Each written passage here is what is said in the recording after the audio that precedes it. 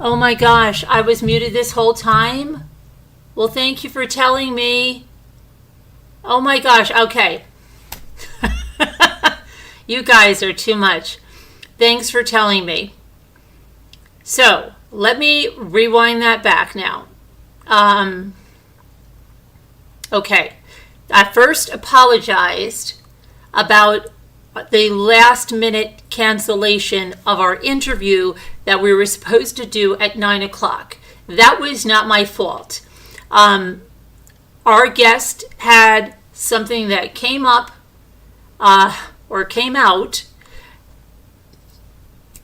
and was not able to do the interview. So, yeah, something suddenly came up or out or whatever. So she couldn't do the interview and didn't let me know till the last minute.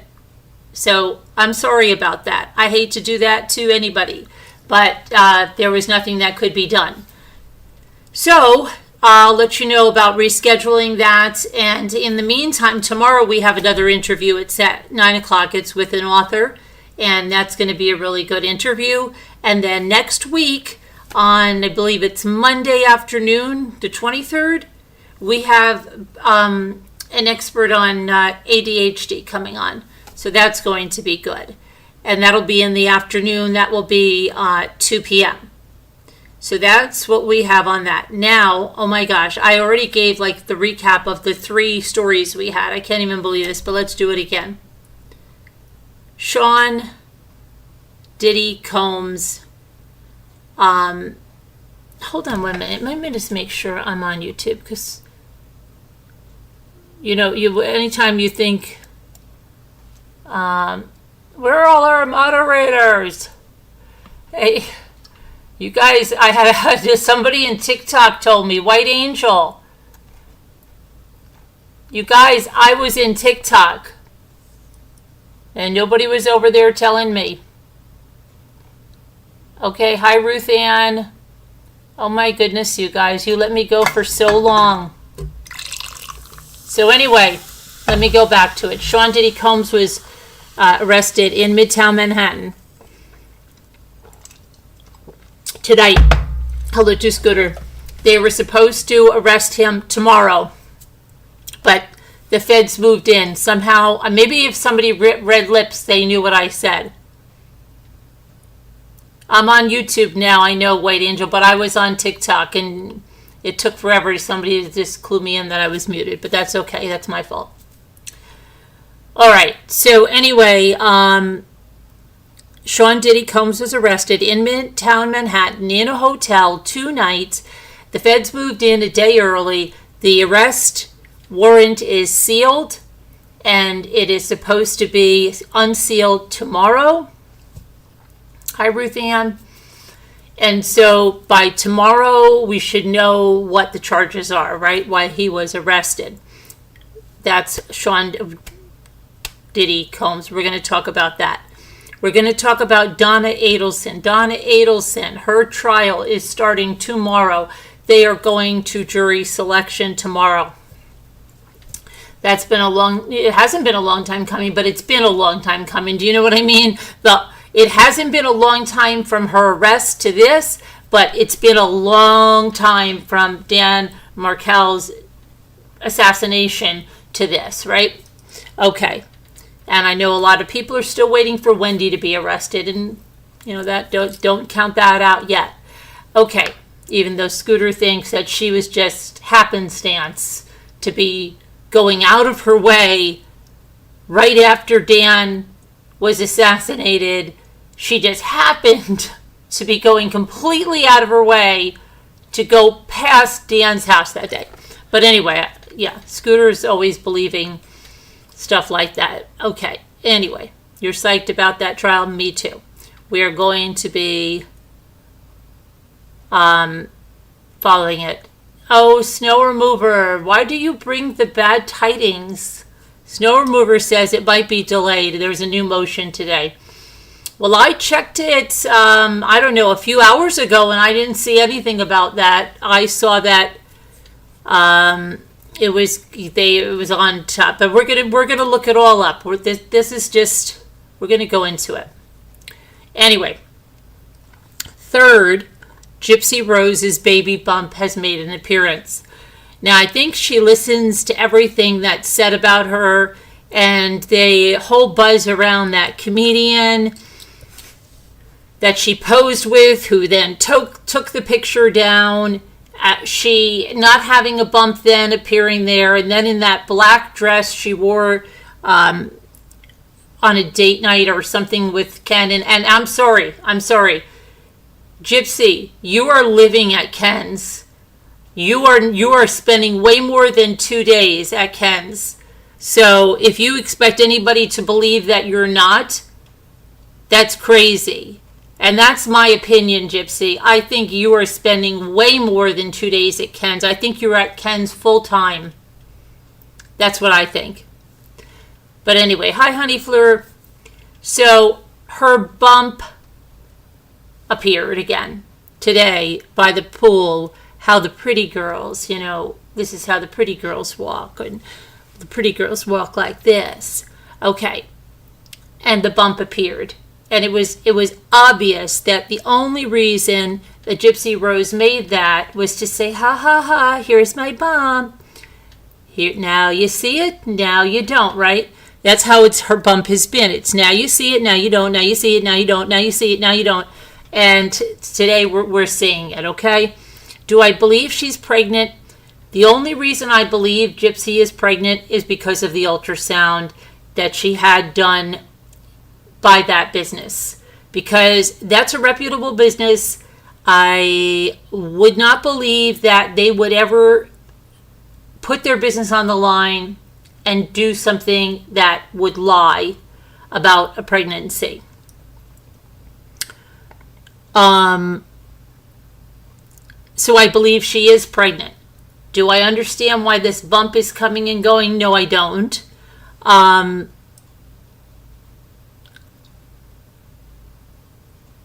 But there's not going to be many more months to fool around, right? She's due in January.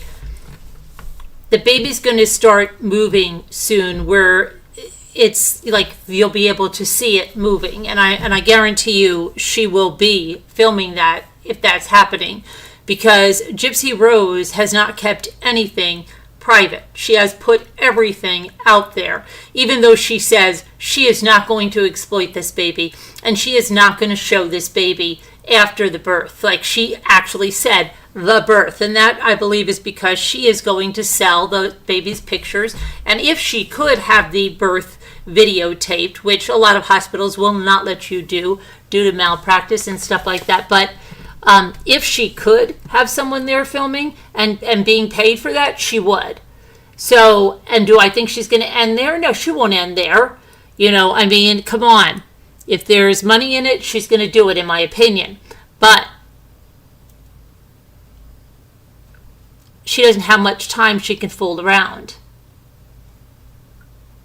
So she has to, it's mid-September now. October, November, December, that's it. 2 more months, and she's not going to be able to hide it. Okay, that bump won't be disappearing. So anyway, that's it. To tell you the truth, some of these girls that said they didn't know they were pregnant, and you watch and you look at pictures of them, like some of these cheerleaders, look more pregnant than Gypsy Rose, okay? So she's not going to be able to hide it much longer if she is pregnant, so just stop. So that's what I'm saying. It's just ridiculous, but it really looks like she listens to what's said and then goes and puts it on. She's got that smugness. She's using the Instagram like, aha. She was wearing that little dress that she went out with Ken, and then she had nothing. She has something. She's with the comedian. She has nothing. And the next day she has something. She's in the kayak. There's nothing. The next day there's something. It's crazy. But anyway, so beyond that, let's look at Sean Combs' arrest, okay, right now. And then we're going to go through each one of those stories. So we'll find out about Donna Adelson's, the motion. Oh, and then I think there was that young girl, that 15-year-old girl. I believe, did her trial start today? The one that came in the little private school uniform? Okay.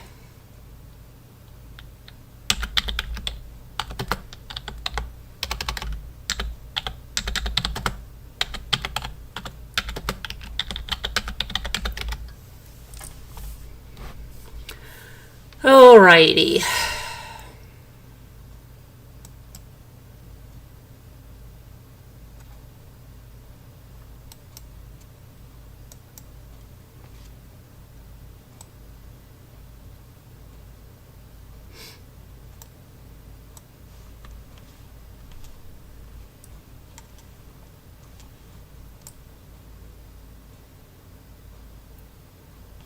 Hold on, I'm trying to get this over here.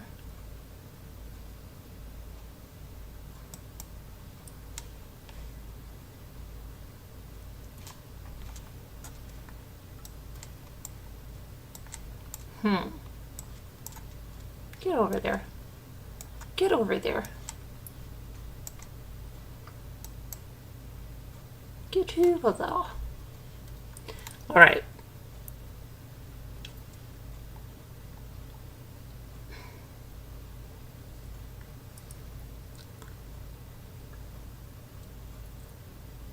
So he was arrested, and his attorney is now talking. He's been in New York. Sean Diddy Combs was in New York City since last week, and he was arrested Monday at the Park Hyatt Hotel on 57th Street in Manhattan. He was taken into custody by Homeland Security at about 8:15 p.m. The charges and details are not open. They're sealed at this time, but they're supposed to be unsealed tomorrow.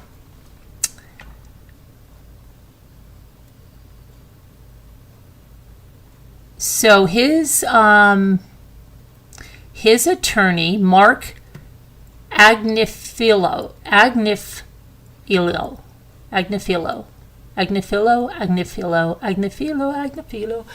think it's Agnifilo, said that, and I quote, "We are disappointed with the decision to pursue what we believe is an unjust prosecution of Mr. Combs by the U.S. Attorney's Office." He said that Mr. Combs has been cooperating with the investigation that led to the indictment and that he voluntarily relocated to New York last week in anticipation of these charges. His team maintains his innocence and says he has, I quote, "nothing to hide," end quote. Nothing to hide. His attorney asked people to please reserve your judgment until you have all the facts. These are the acts of an innocent man with nothing to hide, and he looks forward to clearing his name in court. Now, Damian Williams, the U.S. Attorney for the Southern District of New York, released the following statement. Earlier this evening, federal agents arrested Sean Combs based on a sealed indictment filed by the SDNY. We expect to move to unseal the indictment in the morning, and we'll have more to say at that time. Earlier this year, Sean Combs became the target of a months-long sex trafficking probe by the Homeland Security Investigation Agency, which included dramatic searches of his Los Angeles and Miami homes back in March. Since last November, Combs has been hit with 10 lawsuits, 9 directly accusing him of SA, and the accusers have met with federal investigators for questioning as part of the wide-ranging probe. In May, CNN had an exclusive report that federal investigators were preparing to bring accusers of Sean Combs before a federal grand jury for testimony. And that was an escalation, quite a significant escalation in the government's investigation that signaled the Justice Department was taking its steps to move towards potentially seeking an indictment of the rapper and businessman. He has previously denied any wrongdoings that are alleged in any of these lawsuits. However, he issued a public apology when it was revealed on CNN exclusively that surveillance footage earlier this year showed Sean Combs brutally assaulting his former girlfriend, Cassandra Cassie Ventura. And that was in a Los Angeles hotel back in March of 2016. That's when he issued an apology. An attorney for 3 of Sean Combs' accusers, Lil Rod, April Lampros, and Grace O. Marquet, called the arrest long awaited. Now, attorney Tyrone Blackburn said, and I quote, "We leave the criminal aspect of this case in the hands of the people and justice system. As for the civil case, we await our time for the facts to reveal themselves and seek the justice our clients deserve." He says, Blackburn says, the attorney for the victims, says he expects more alleged victims to come forward. And I quote him saying, "We knew this was coming. The evidence is very clear, and it was only a matter of time. This is an important step towards justice for all of Mr. Combs' victims, including my clients. Justice will prevail," end quote. So, yeah, we always see more in the morning and see what's going on with what they announce, what they unseal, right? And next, let's check up on Donna Adelson now.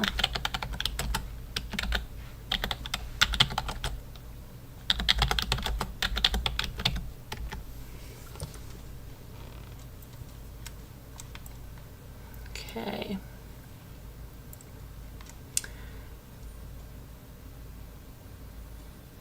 Okay, so I'm not sure.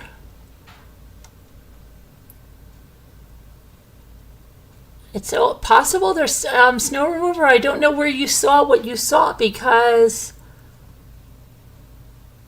I'm seeing in many sources say that her trial begins Tuesday morning. It's possible opening statements could happen Thursday if that jury is seated.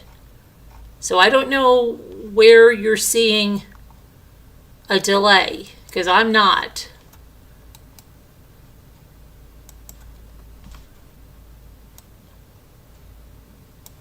I'm going to just change our graphic, and I've got to expand it. But yeah, I'm not seeing that delay, snow remover.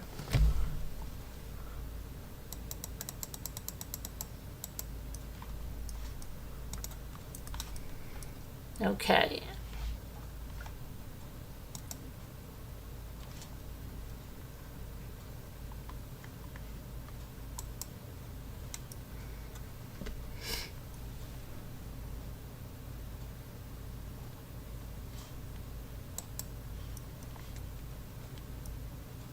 I don't know. I'm going to check one other place, but I don't see yet that any kind of a delay.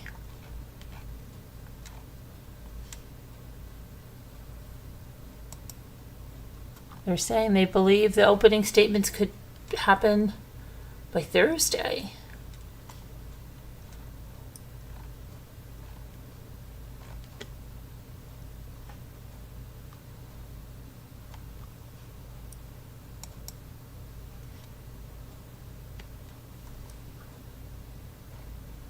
Okay, let me see here.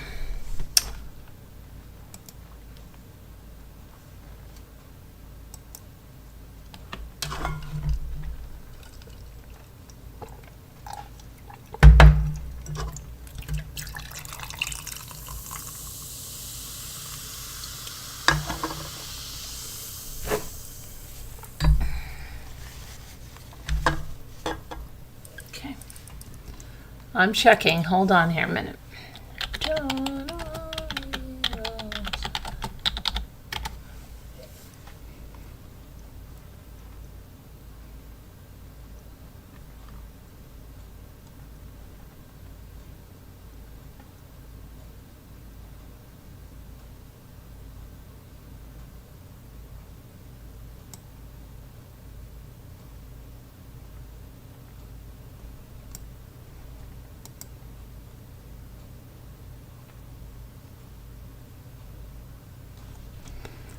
Okay, I don't see that.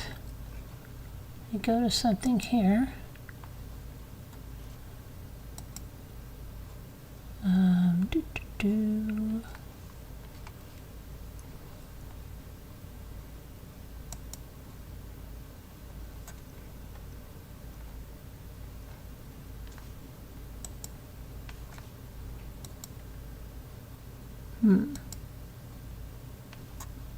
Okay, I don't, snow remover, I am not coming up with a delay. A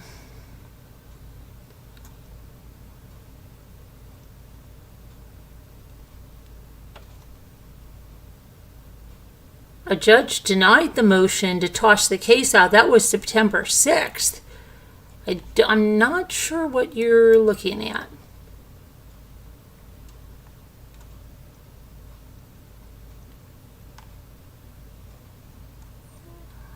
I don't see.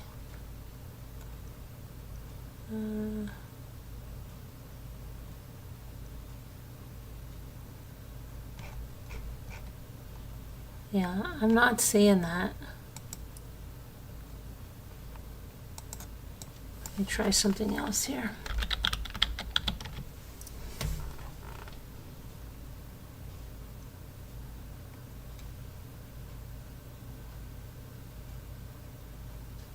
Yeah, jury selection to begin Tuesday and Donna Adelson conspiracy murder trial. Yeah, I don't know what you're looking at, snow remover. If you see something and you want to send it to me, let me know, but I don't see it. Donna Adelson goes on trial this week. The courtroom will see a mix of new and familiar evidence. And lawyers in a case that still haunts Tallahassee more than a decade after it occurred. So she's going to be on trial for the murder for hire of Dan Markell. She's going to be in the Leon County Courthouse, courtroom 3G. That's the exact same courtroom that her son, Charlie Adelson, had his trial and his conviction, right? That was last November. His trial lasted 2 weeks. They're going to have the same judge, and that is Leon Circuit Judge Stephen Everett. And, of course, Assistant State Attorney Georgia Kappelman and Assistant State Attorney Sarah Catherine Dugan will be prosecuting the case. Dan Rashbaum was Charlie's attorney. He's also going to be Donna's attorney. And he's going to have a local attorney by the name of Robert Alex Morris by his side at the defense table.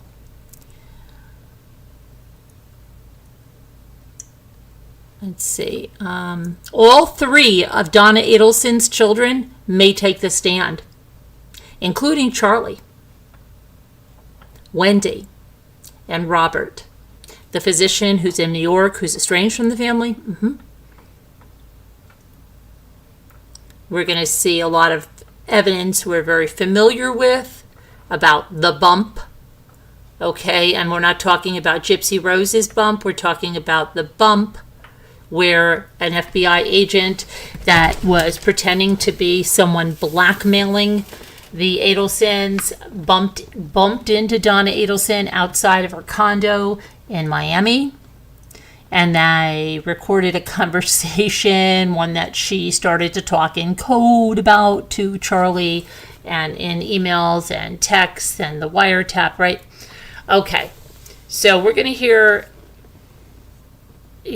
those things. So, and then the other things we're going to hear, which of course we didn't hear in the other ones, is why was Donna Adelson trying to flee to Vietnam when she was arrested? We all remember watching that, right? I have that on this channel somewhere. She got, arrested at the airport. She was trying to get to Vietnam. And they had one-way tickets, and it's in a non-extradition country, my goodness, country. And then she was arrested. You know that her husband Harvey was a wreck, right? And she was like taking off her jewelry. They were taking her jewelry off for her. They were putting her into the patrol car. Then she was drinking water. They were holding the water for her. Remember all that? Maybe we should watch it again. I don't know. But then she was sent. She was in Miami for a little bit, and then she was sent up to Tallahassee. And I think she had a little bit of a freak out in the car on the way up there, if I remember correctly, and they had to get her water and stuff. Okay. Her defense attorney tried in pretrial motions to get the whole case thrown out. That didn't work. And should she choose to testify for herself? Now let's remember that Charlie chose to testify for himself. Don't think it did him any favors, but see, he was so smug and everything, he thought he was going to be great. And if you remember, like listening to the phone calls of Charlie and everything after the fact, like he was, oh gosh, he was, oh, I can't believe it, and I answered everything right, and he was Georgia Cappleman, he had so much to say about her, and everything is quite comical. And then just so many things about like stuff and people that he left at his house and things they were trying to hide, and just craziness. So let's see. So you're going to hear in this trial the jailhouse recordings of Donna talking with Charlie shortly after his conviction. We've heard those already. I mean, most of us have, but they will be included in the trial. And the reason they are is because she talks about, and this was just great. Charlie got disconnected, and Donna is sitting there. This was like, you would have to think she almost wanted to do this. Like, it doesn't seem like this could even be real. But she just kept talking on a line. I don't even know how the phone did not disconnect, okay? Because Charlie was like not even on the phone anymore. And Donna is just on and on and on and on about all this stuff about money and going to Vietnam and doing this. And he wasn't even on the phone. It's just so crazy that could happen. Anyway, so that's going to be brought into the trial. And also that she said she would possibly take her own life. Right? And prosecutors are going to question someone named Scott Radius. That's a friend of Charlie Adelson who had a timeshare investment with him in Vietnam. He talked to Harvey about his and Donna's travel plans. At one point, Harvey told Radius not to say a word about our plans. Now, Wendy, whom the state considers an uncharged co-conspirator, she's going to get back up on the stand for, what is this, like her fourth time? She gets a limited immunity deal, as she has in all the previous trials. She has long denied her any involvement, any knowledge, and Scooter believes it, even though she ended up going right by Dan's house, which was totally out of her way, right after he was killed. It's unbelievable. It was almost like she was going to check if it was done. She couldn't stop herself, but Scooter thinks it's just a coinky-dink. Okay. So she has long denied any involvement. Her testimony will become more important in her mother's trial as they're going to show texts and emails between them dating back to before Dan Markel was murdered. And Jansen said, and I quote, "All that's going to become relevant to show a motive for Donna. It's going to be really difficult for Wendy to testify against her mother. She testified against her brother, but now she's testifying against her mother, and they're going to show her these documents, and they're all very inflammatory towards her mother, and it's not going to be good for her at all." In one email from June 26th of 2013, and that was more than a year before before Donna Adelson wrote her daughter a lengthy email. Before that was more than a year before Dan Markel was killed. Donna wrote her daughter a really lengthy email, and it was about the divorce and the custody battle with Dan. And she, mockingly calls him by the name Gypsy. She mentions a plan where they could bribe him with $1 million, and she leads her daughter like this meddling,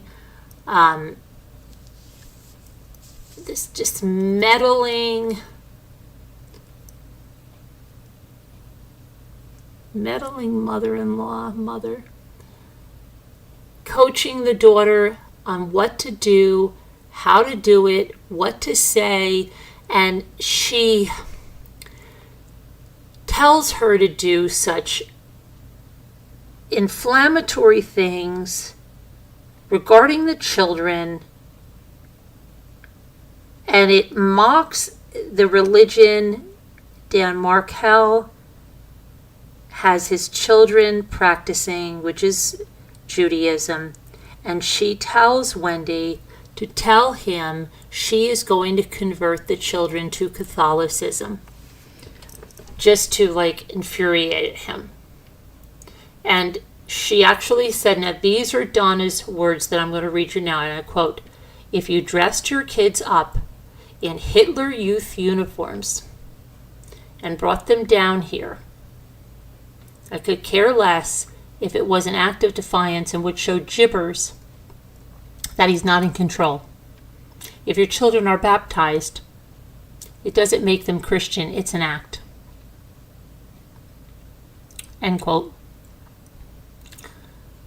They brought up his stuff during Charlie's trial. They did. And Dan Rashbaum was saying, it was crazy. It was crazy stuff. But, she was just, I think he was saying, Donna's just, highly emotional, dramatic. She didn't mean it. It was just a lot of gobbledygook talk.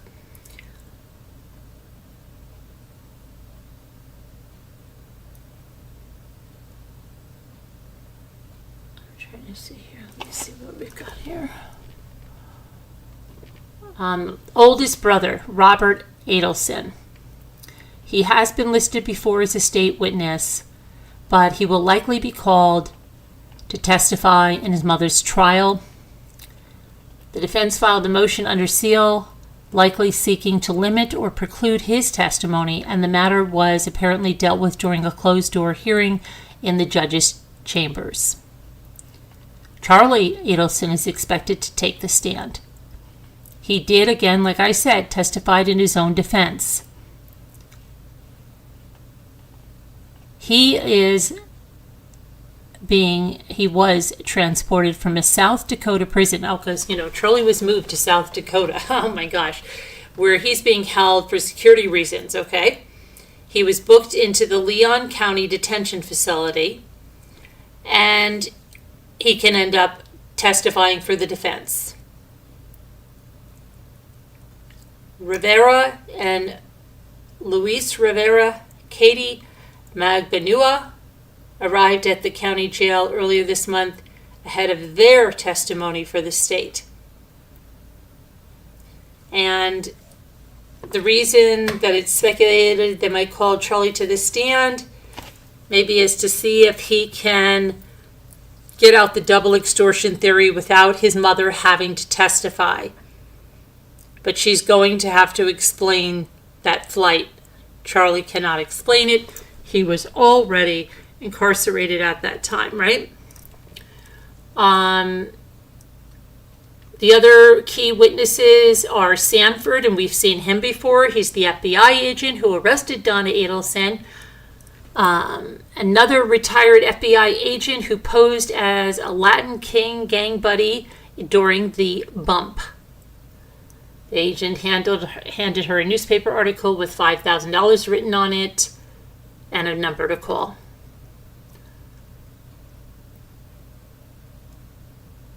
Let's see. During a pretrial hearing on Thursday, the prosecutors and the defense argued over a state presentation with text messages from 2016 between Donna and Charlie about Shadrach Nobles. This is a man who sold cocaine to the killers when they were in Tallahassee.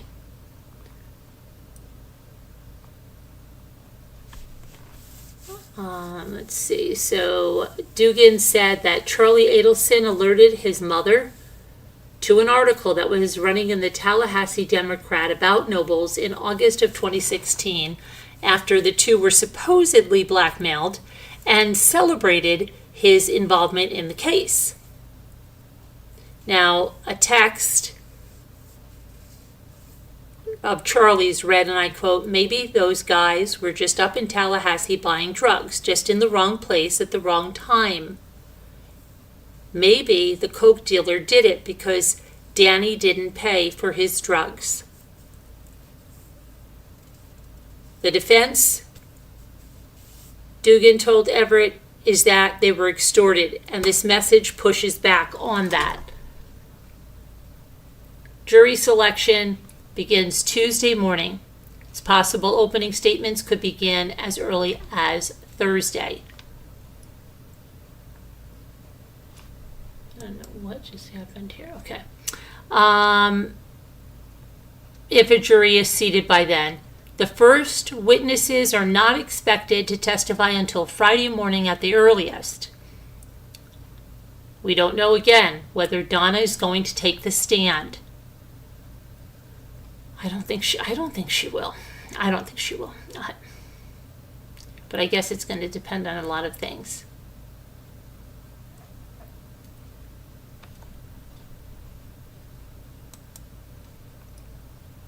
Let's see.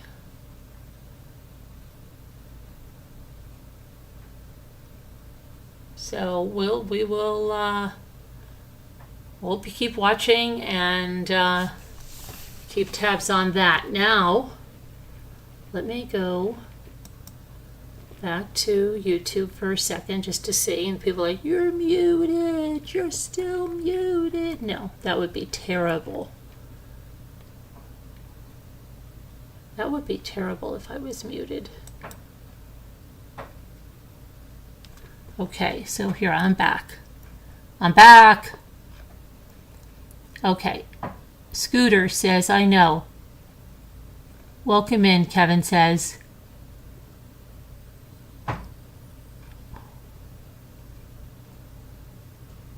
You'll try to find out. Well, I think we're on Snow Remover with that trial. Kevin, get everybody out of Zoom and into the chat. Baby shower arrangements can wait. I'm live. Okay. So, where are we? We're going to talk about Gypsy now. Okay, so, what was I just going to do? Did I just see something? Oh, I saw W2 Scooter. Right, okay. Hang on a minute.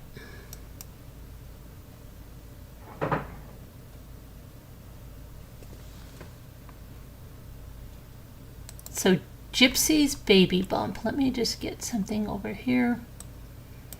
Gypsy has a bump that's coming and going, right?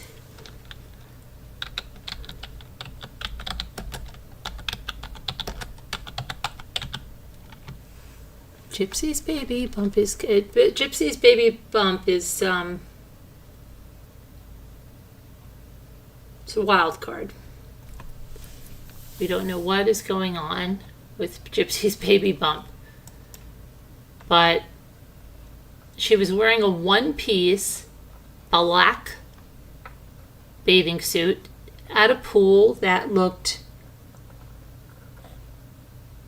like it was full of leaves. It looked pretty gnarly. Even for Louisiana, it didn't even look like, it looked like the end of the season. Nobody's there. Like it looked like defunct and terrible. But I think she is living with Ken. 100%. Now Gypsy's gonna I've got to get home to cut off because Mommy Rambling is saying that she's caught on that I'm living with Ken. That's my opinion, Gypsy. I'm entitled to it.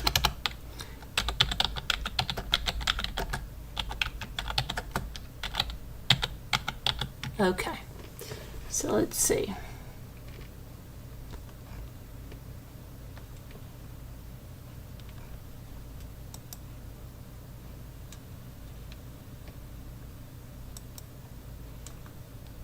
I'm trying to get something here.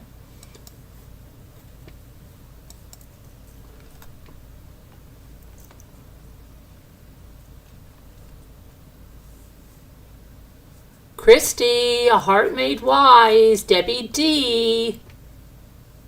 You guys should be in the live chat. Okay, let me see here. Sharon. Should all be in the live chat. All right. I'm going to shut the Zoom down. Okay. All right. Scooter. Take care of that. Where am I looking? Here's what I'm looking for. Okay.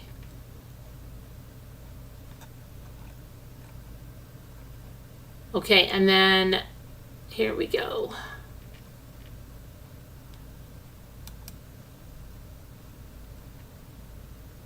Oh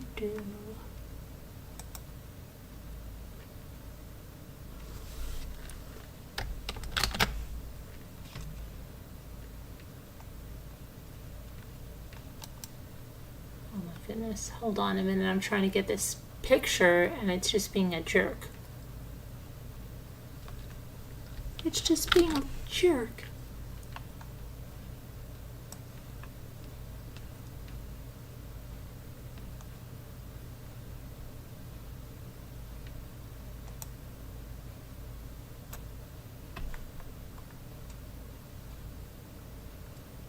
Okay, I've got the picture now. I've got to bring her over here. What did we watch last night about Gypsy? We watched some more of That Act, which again is based on true events, but it's not a documentary. But there's still takeaways in there, you know, things that, it's worth a watch. It's worth a watch. Where did I put this thing that I want to do here, and I don't know where you went. Okay, let me just go here. Sorry that it's just driving me a little bit nuts here then.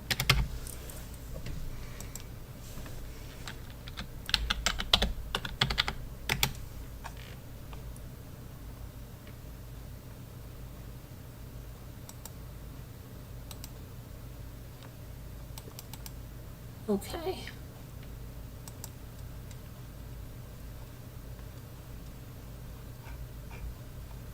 Oh my goodness.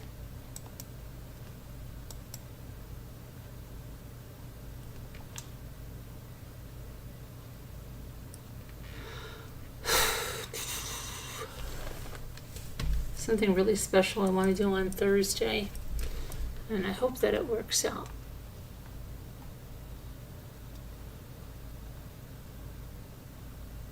But it's going to take some finagling.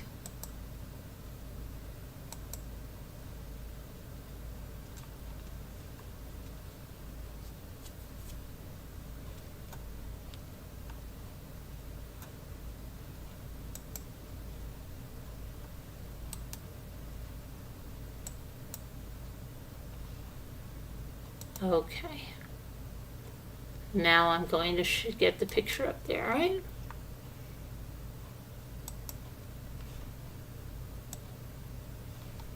All right. So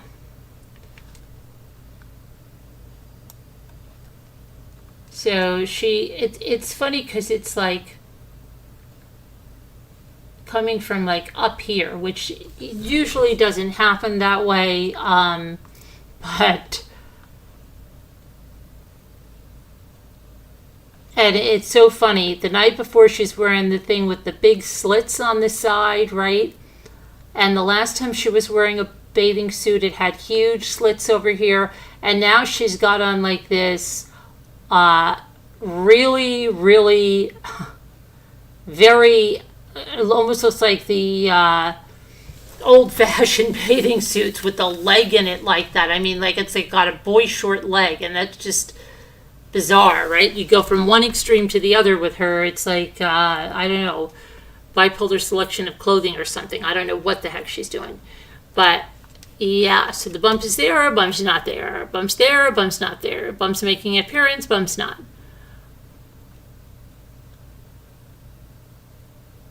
And now I'm looking for the live stream again. Here it is. Okay.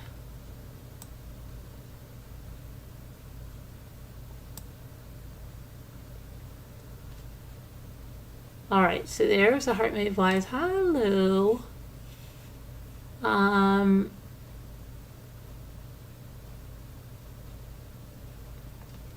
Tito Jackson died. That's Michael Jackson's brother, and that's the birthplace of Scooter, Gary, Indiana, where they grew up. Right?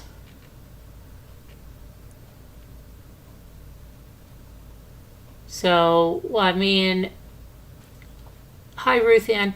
What do you guys think? Do you think that Gypsy is living at Ken's house?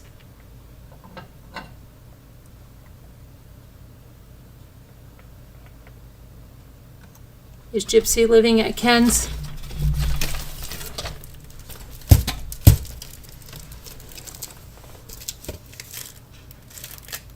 Is Gypsy living at Ken's house? I think Gypsy is living at Ken's house. That is my opinion.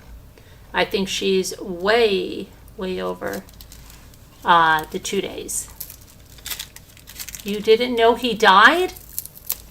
Are you serious, Scooter? It's been all over the news today. I thought it's old news. 70 years old, Tito. Yeah, Tito Jackson. And I'm surprised because his mother, is Catherine Jackson still alive? Gypsy is at Ken so much it appears like it. Yeah, I think so, honey Fleur, right? She's only supposed to be there for 2 days, but I mean, you'd be a fool. Now she'll be like, tomorrow she'll be in cutoff. I gotta get the cutoff! Carolyn's watching me! Okay, sorry. Tito was 70, yeah, he was. And I think, because even Joe lived older than that, right? Is Catherine still alive? Now, how old would Michael Jackson have been? How old would Michael Jackson have been? He would have to be close to 70. No? Michael Jackson? Michael Jackson. I mean, he'd have to be 6. How old is Michael Jackson, Scooter? Didn't you go to school with him?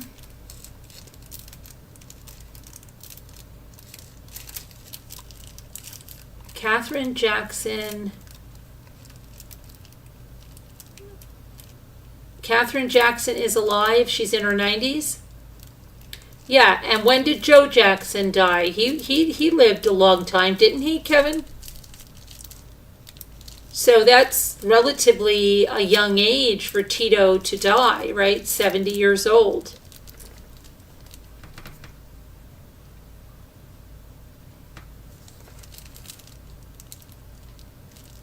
I think Gypsy's parole officer should do a better job watching her.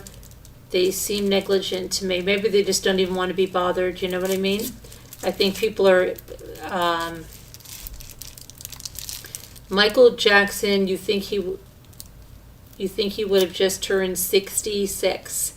It's weird that he was only 4 years different from Tito, because didn't you think like Tito was way, way, way older than Michael? Because like they used to make, like when it was Jermaine. Jermaine was only like a year older than Michael.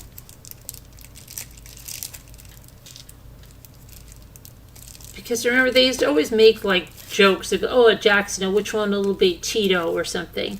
I think besides of the boys, Jermaine was the only one. I remember he was like in a Facts of Life or something. Somebody like Jermaine Jackson, and they had like a big bust of him or something, and with that Tootie something. Yeah, I forget. I think that was what happened there. Yeah.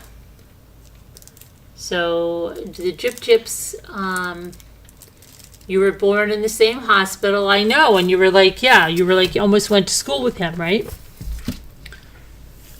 You guys almost went to school together, I heard, right? But he was a couple of years below you, right? Just a couple.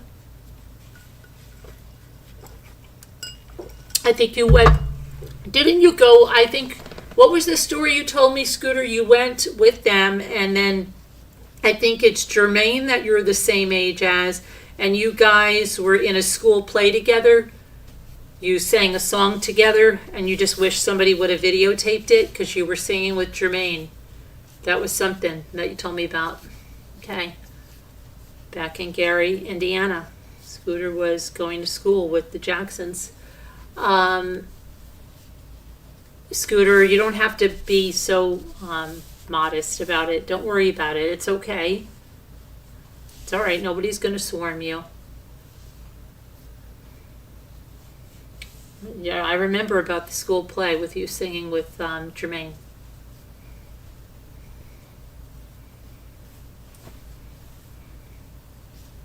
Didn't you? And you told me he had a little crush on you.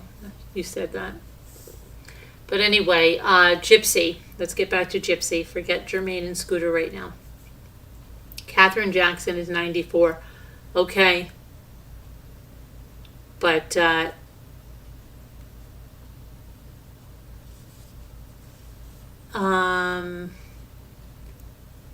Scooter, please stop. It's all right. Nobody is going to swarm you. Don't worry about it. It's a long, long time ago. I can still remember. That music used to make me feel. But don't worry about it, Scooter. Anyway, yeah, so what else is going on? Anything else going on? Joe Jackson was 89 when he passed in 2018. Okay, so 89, almost 90, right? Yeah. So Tito died relatively young. I think a lot of people are dying younger. I hate to say that, but I mean, it's what it seems. Look at so many. Tom Petty and so many died so young. And people are supposed to be living longer.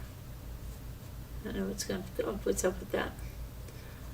All right, so what else?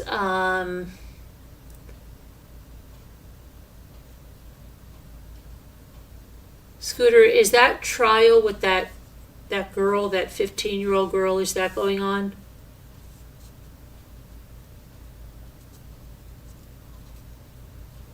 Scooter, can you answer me, please? Stop thinking about your song that you sang with Jermaine. It's all right.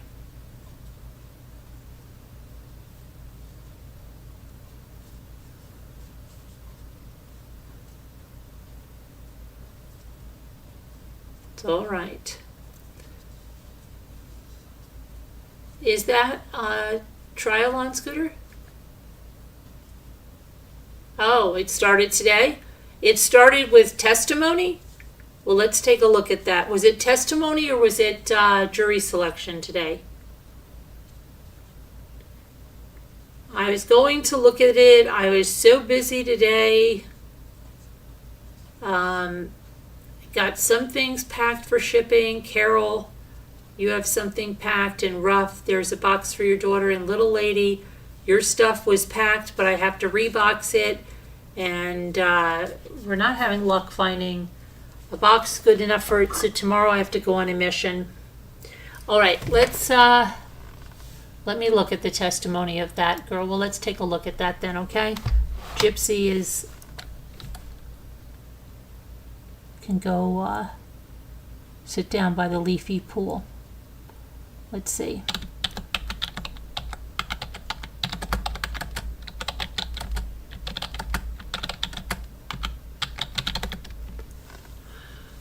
All right, so yes, let's talk about this. Carly Gregg.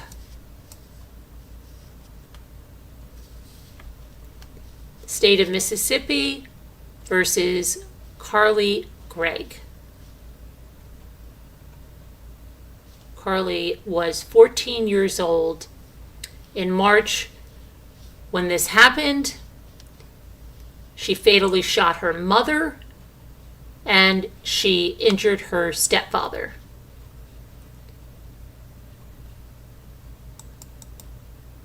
So let me get a graphic up here so we know that we're not talking about Gypsy's traveling baby bump.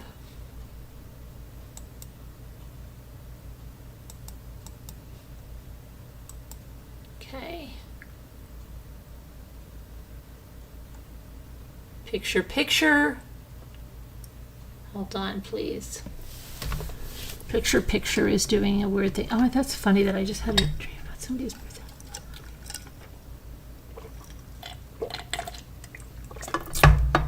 It was weird. Picture, please. Hold on a minute. It is not being nice. Oh my goodness.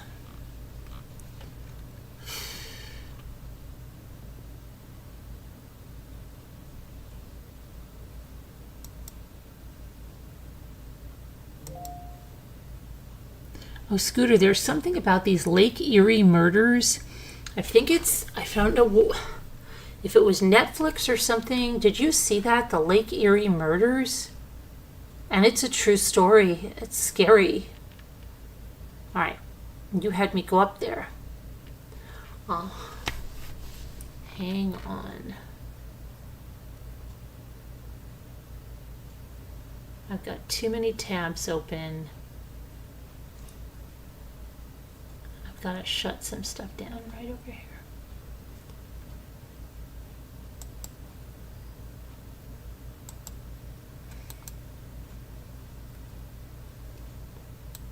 Hang on for a moment. We're gonna. Oh my gosh, these technical issues are driving me up a tree.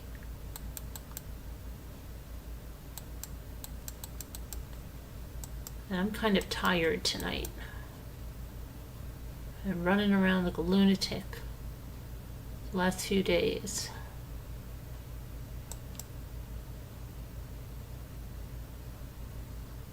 Okay, hang on. Oh my gosh.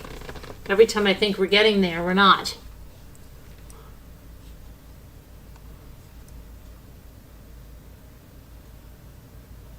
The more I touch things, the more... All right, let me get my phone. Every time I threaten the computer that I'm going to get my phone, then sometimes it just starts to act right. It's crazy.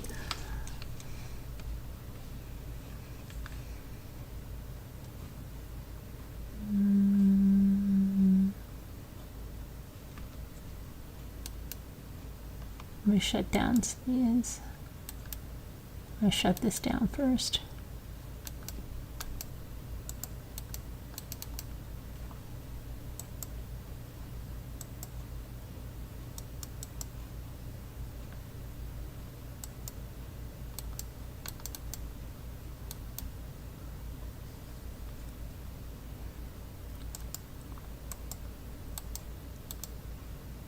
Oh my goodness.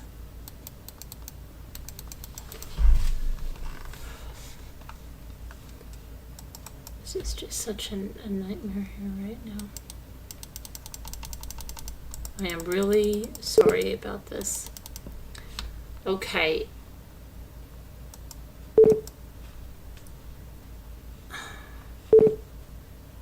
That's the life support sound, and usually then it's either going to fix itself or it's going to shut down. So let's hope.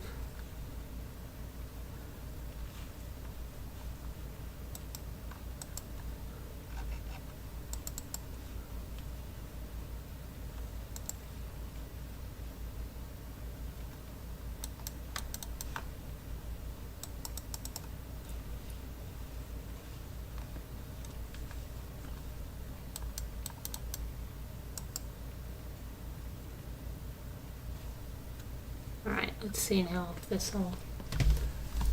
I don't know how many times, my gosh, we have.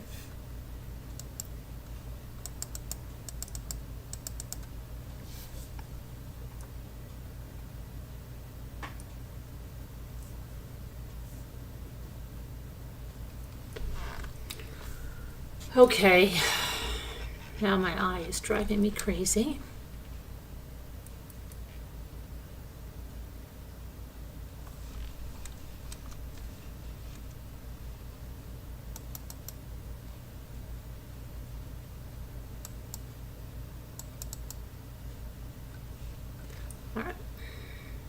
I just shut down everything here, and I'm hoping that all of this, I'm just going to shut it all down.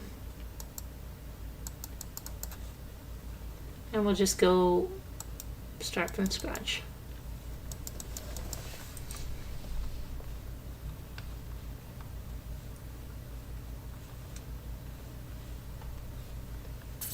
And my eye, you see my eye here on this side? I just had to order all new contact lenses, and this one is bothering me. I have to open the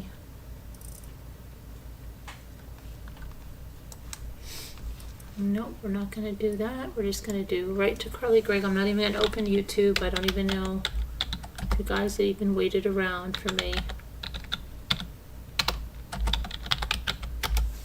It's already too late, and I want to just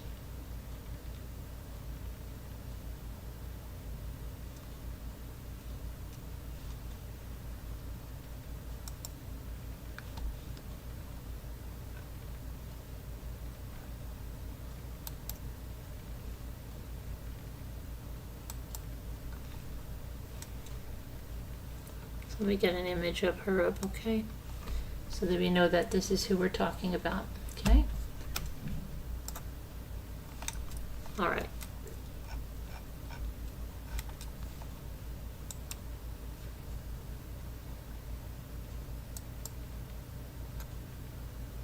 So it was day one of the Carly Madison Gregg murder trial, state of Mississippi versus Carly Gregg, and it's about the March shooting of her mother, Ashley Smiley, and attempting to murder her stepfather, Heath Smiley, on March 19th at the family's Brandon home in the 200 block of Ashton Way.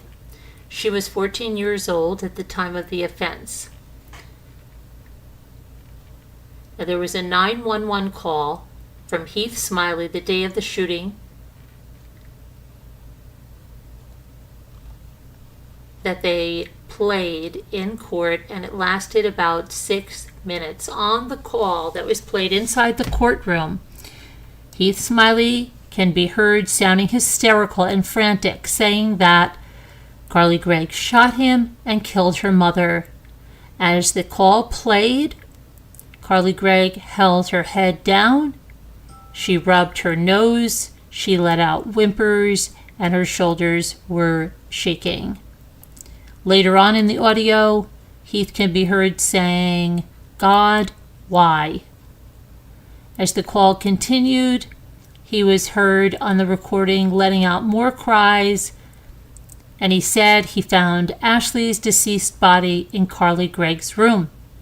At the same time, inside the courtroom, Carly Gregg was handed a tissue box. She used tissues to wipe her face.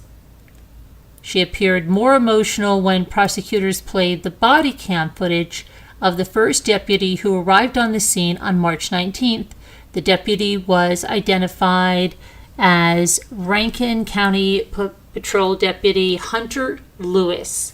Lewis said that when he arrived at the house, the front door was locked. While outside the door, Lewis testified he heard someone screaming hysterically inside the house. That person was identified by Lewis as Heath, who the deputy said was upset, obviously. Body cam footage was playing inside the courtroom, and it showed Heath falling to the ground while telling Lewis that his wife Ashley was deceased inside the house. Heath told the deputy that he sustained a gunshot wound. He also told the deputy that Gregg ran out of the back of the house after the shootings.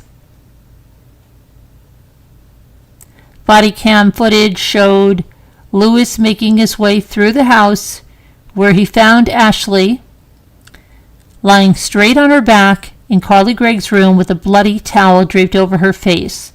Lewis said he lifted the towel and he discovered that his wife Ashley had a bullet hole in her head.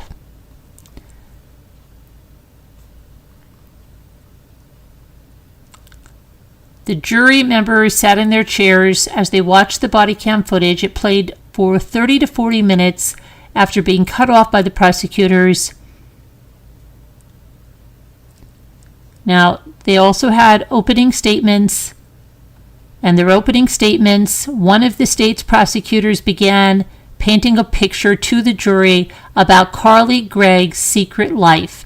And her secret life included a boyfriend and a secret phone, social media accounts, and self-harm. I'm going to begin watching this tomorrow on the morning, and I'm going to rewatch this part probably tonight because I had a lot going on today. On the morning of March 19th, Carly and her mother rode together to the high school. Carly was a student, and Ashley, her mother, was a teacher at the school, so they went to school together. On the school grounds, Carly Gregg got into an altercation with one of her friends, and she cursed him out. The friend was so worried about Carly Gregg's marijuana use that he sent an email to her mother, Ashley, describing what he knew.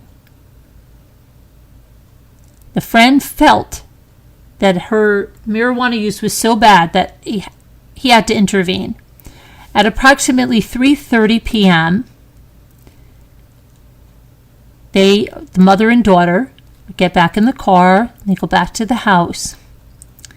And moments after arriving home, Ashley went in and, took some items out of Carly Gregg's bedroom.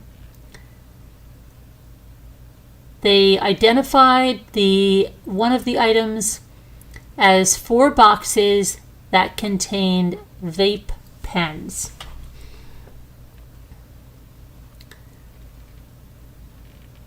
So,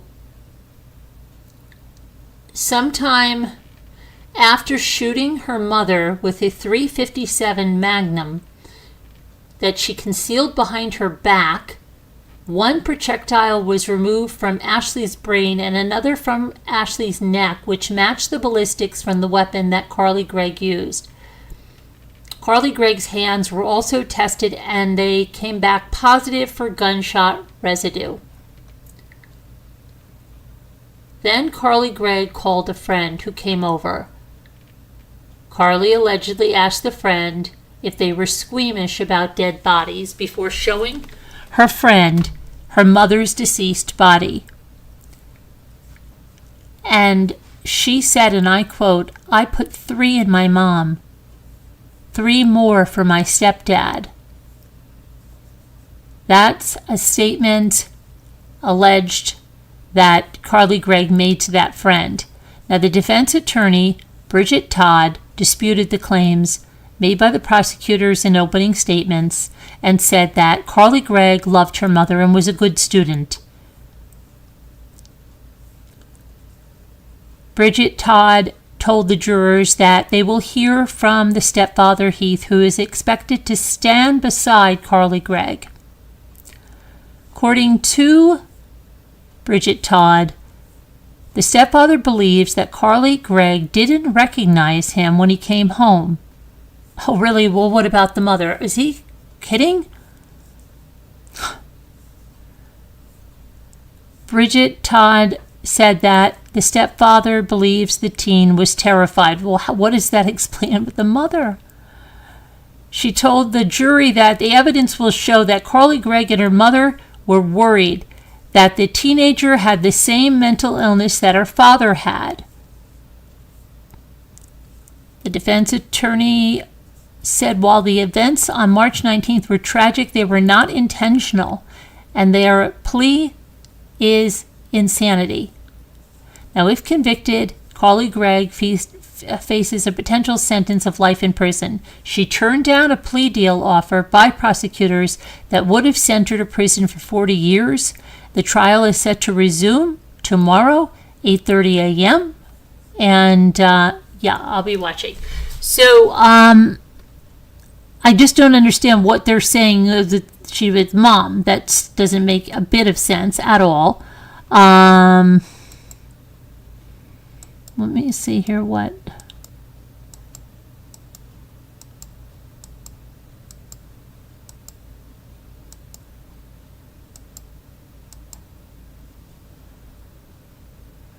Okay.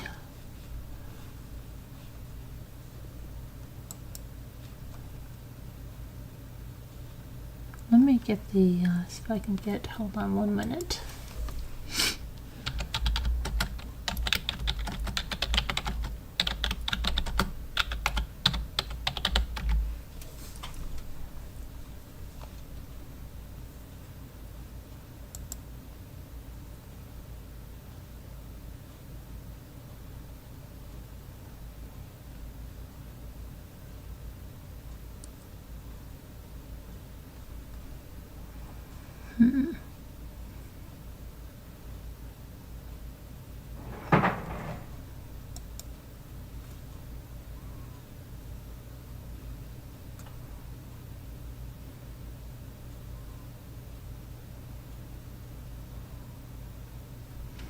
I'm trying to see if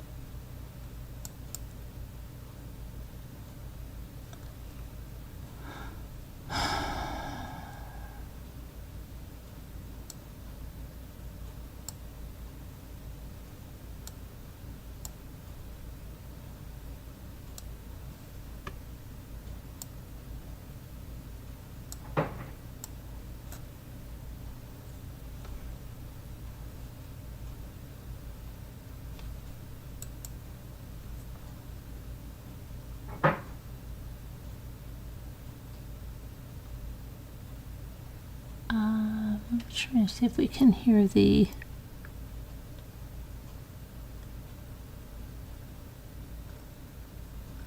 .911 call. Let me just see here.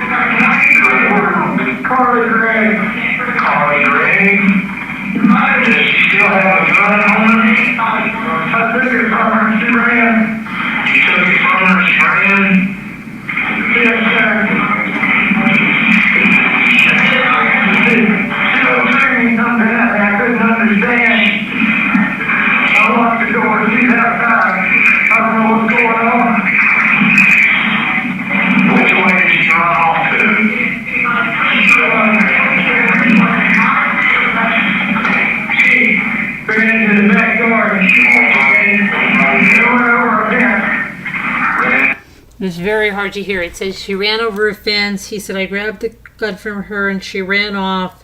Yeah, it's very hard to hear. About 5'2". What color hair? Brownish. Brownish and short hair. That door is shooting fire on me. And we're just screaming.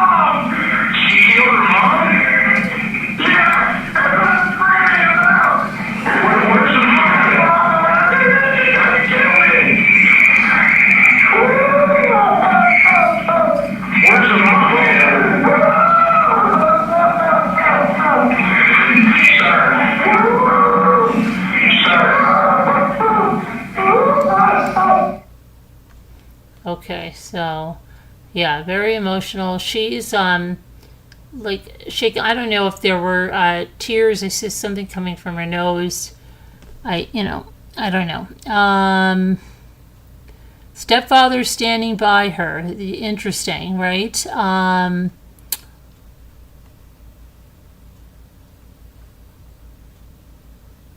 let's get a picture of her mother.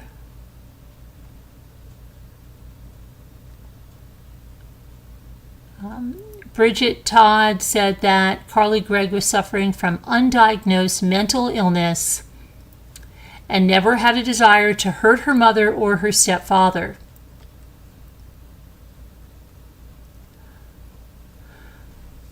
And the prosecutor said she fired 3 shots into her mother and said that she fatally shot her mother after her mother found out about her secret life.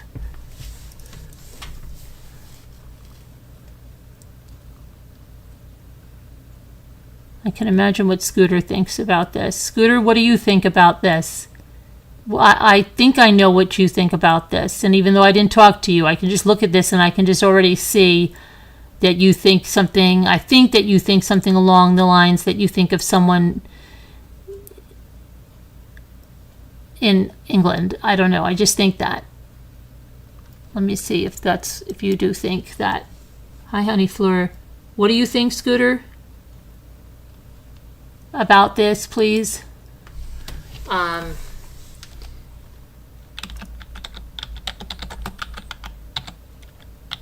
she an only child?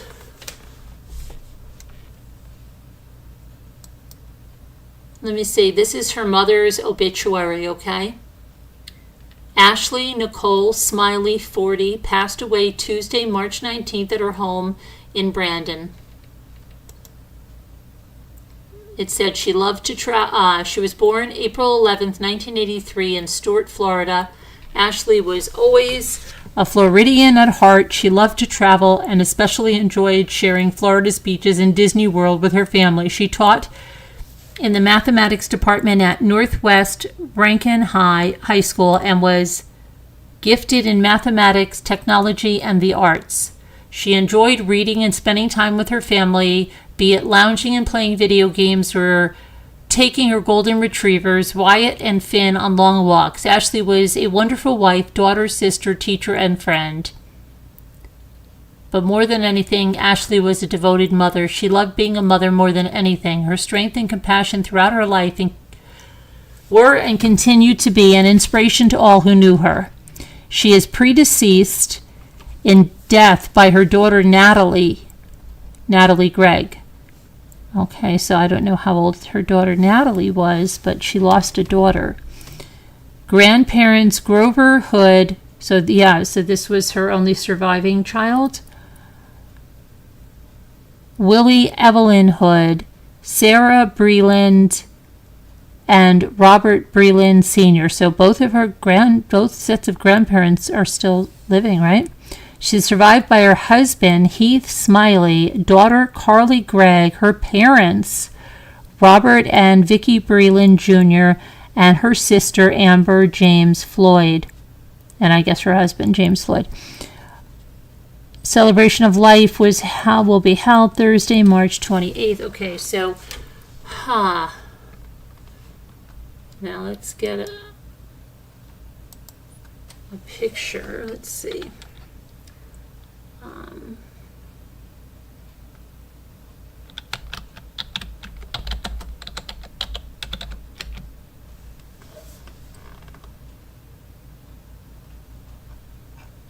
Hold on one second. I'm just trying to see.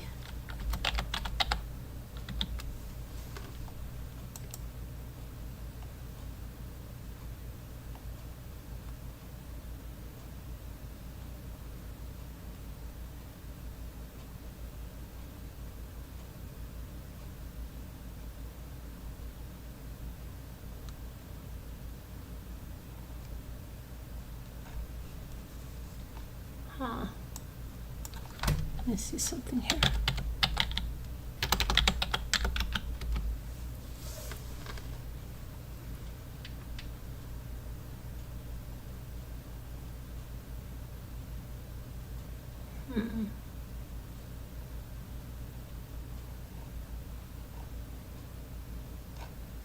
No, I'm not. Okay, so let me try to find now here. Ashley.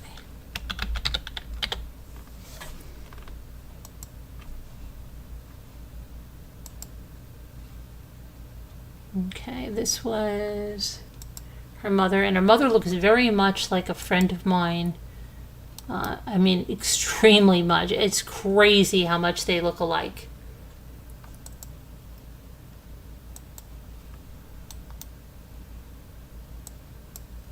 I remember this from when we covered this when it was happening. That's her mother.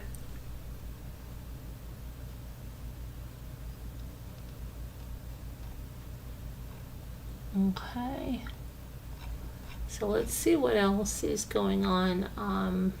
Let me see if Scooter's answered me about what's her stance on this.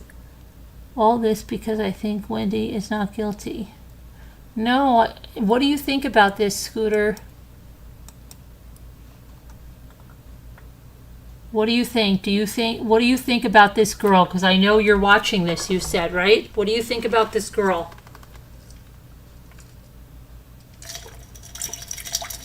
This one looks like it's right up your alley. What do you think about this girl? Come on, Scooter, tell me. You think it is tragedy all around, no winners?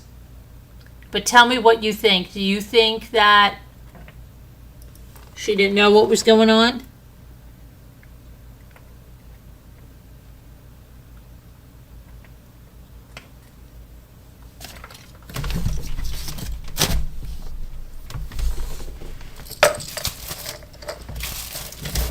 Okay. Do you think?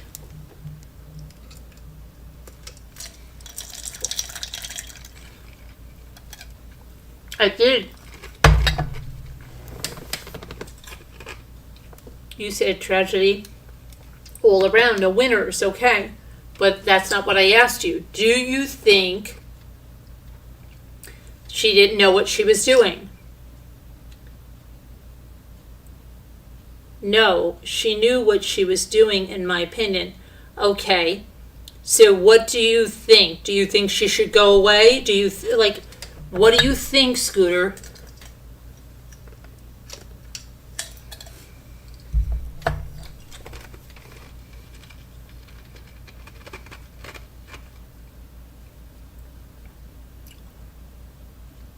Oh, she's guilty as sin, Scooter says. In your opinion. Can I ask you something, Scooter? They said the stepfather says he believes that this Carly Gregg did not see him or know it was him and shot him because she was frightened. What do they say about the mother? Why did she shoot the mother then? What does the stepfather think she shot the mother for?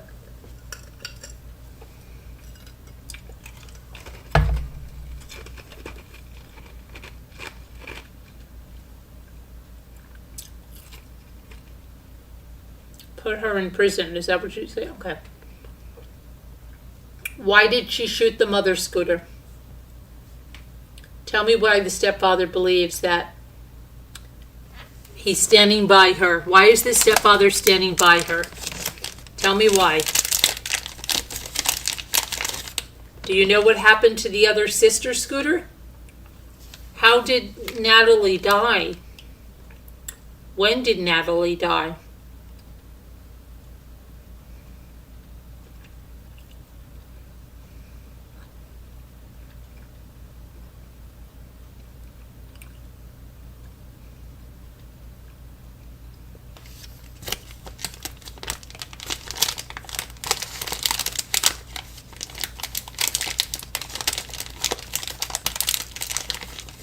Gosh, it's like pulling teeth with scooter.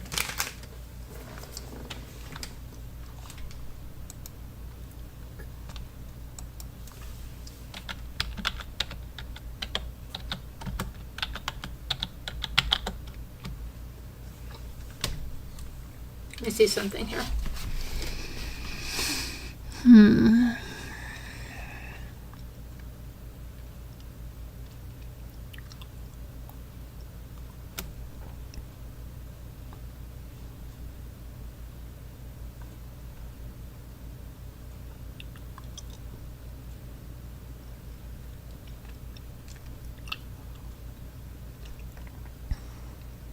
Ashley Smiley.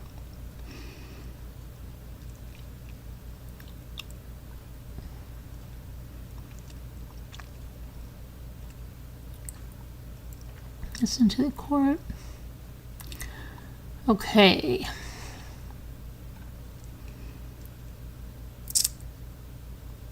Let me see what they're saying here. Carly was 14 when she was arrested in March. Yes, we know that. Juvenile matricide is rare.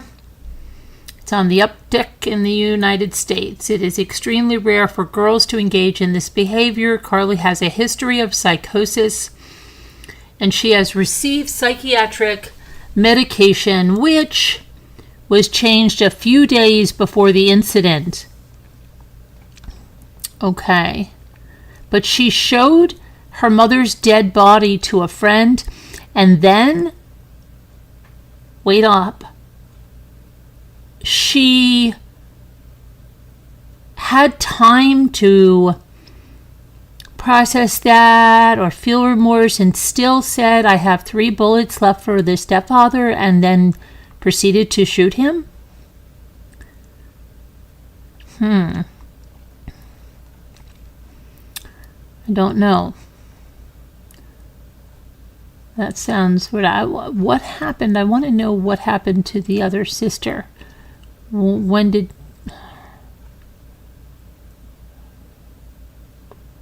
And where is Heath Smiley? I want to see what he looks like.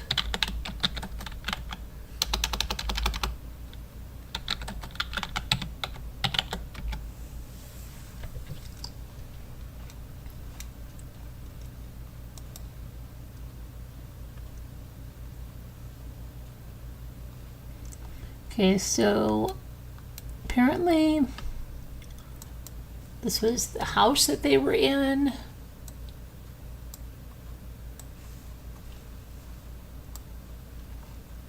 Let me make this larger.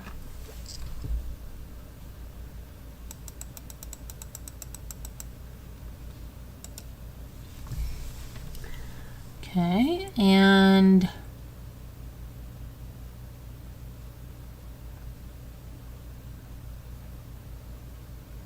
where's her stepdad?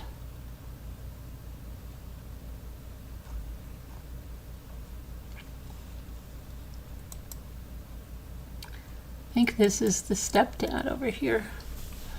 Let me see here.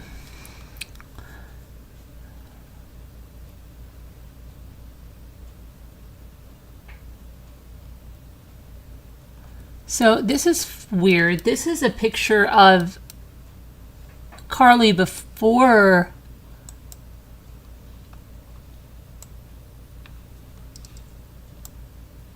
I guess she had that different haircut and her hair is like blonde here. You know that thing they tell you about, there's something you can tell by like when those the corners of the eyes, do you know what I'm talking about? I always forget how that goes.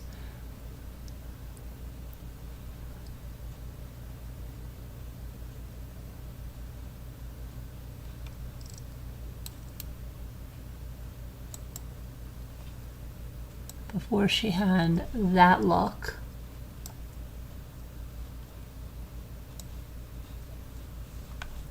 This look right here.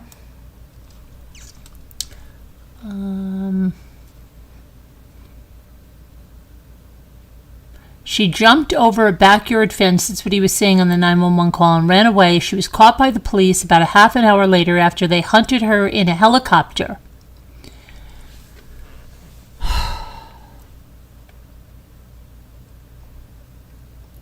Now let's see. Students were speaking out in the days after the shooting, described their teachers breaking down and a suffocating feeling of dread. And one said, and I quote, "The atmosphere is so thick with sadness and confusion, we are all confused and lost."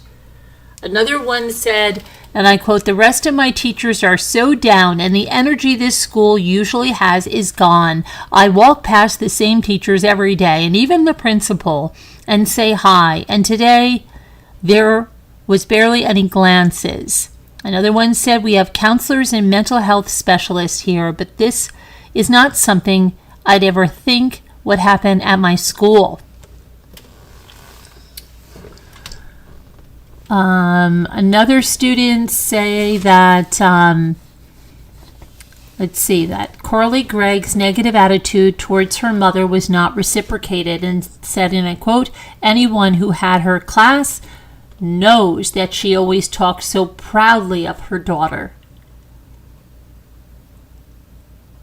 Friends said there was no change to her behavior on the day of the shooting, and the entire school was at a loss to understand it.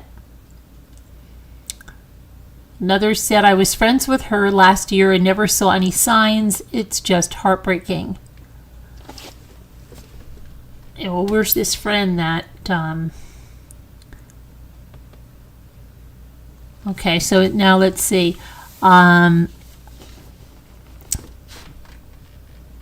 A classmate said that Carly Gregg spoke with great hatred about people she didn't like, and she talked about how she didn't like her mom. Nobody raised concerns because she had always been that way. It always sounded like venting. She also frequently claimed to friends that she was being abused at home, but there is no evidence to support her allegations, and police cleared her stepfather of any wrongdoing.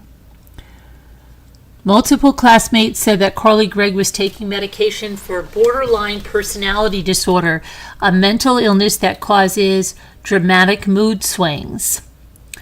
She said things like, "I'm going to kill her," meaning her mother, but in the teenager angst way, which in hindsight to everyone now were red flags that they didn't see. She said a lot of alarming things, but people never took her seriously because she never did anything to act on them before. She was acting normal that day, but she had always been saying things about how she hated her mom, one student said.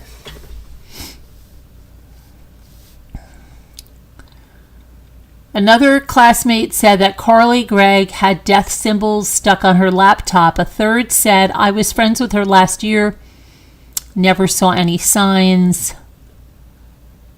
One said, "My algebra teacher came in the class. Her voice was cracking so bad she burst into tears and left for 30 minutes. We didn't even do work.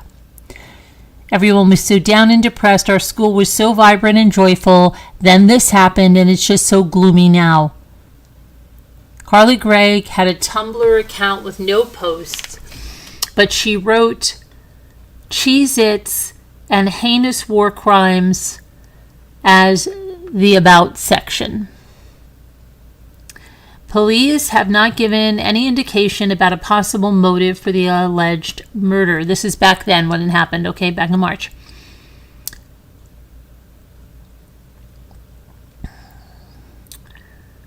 Somebody said that her mother, this is my son's favorite teacher. He is so upset about it. We miss Miss Smiley today. It was really hard for everyone at the school. She has impacted us so much. Everyone loves her, and passing her classroom today was so hard, and just being at that school was hard, said one student. I cried all night last night and cried 10 times at school today. Now let's see. She was also in martial arts.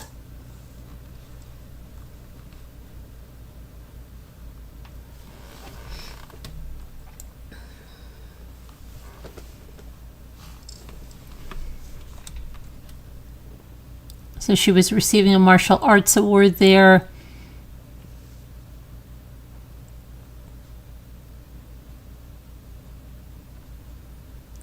And Carly's fifth grade teacher, Sean Mitchell, said that Carly was a straight A student and couldn't wrap her head around her allegedly killing her mother, and said, and I quote, "Never would I have ever thought she'd do anything like this. She had the sweetest mom. It breaks my heart."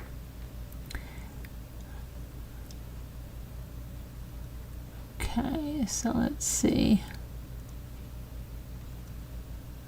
Now I know it said the mother had golden retrievers, but I mean, this is definitely not a golden retriever. This looks like almost like a long-haired dachshund, but it looks also like long-haired spaniel or something. I don't know what that is.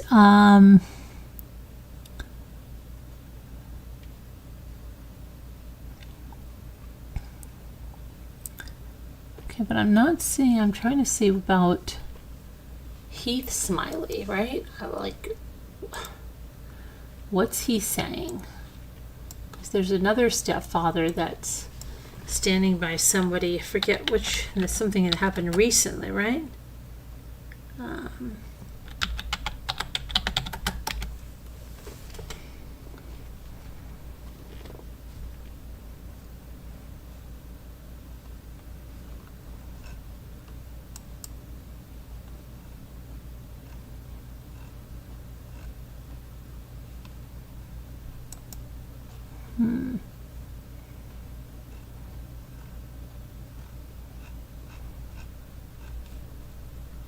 Okay, let me see.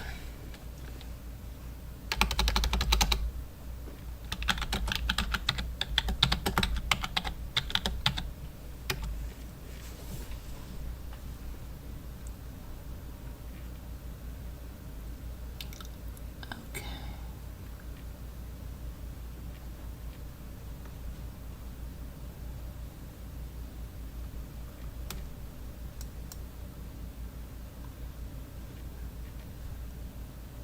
All right.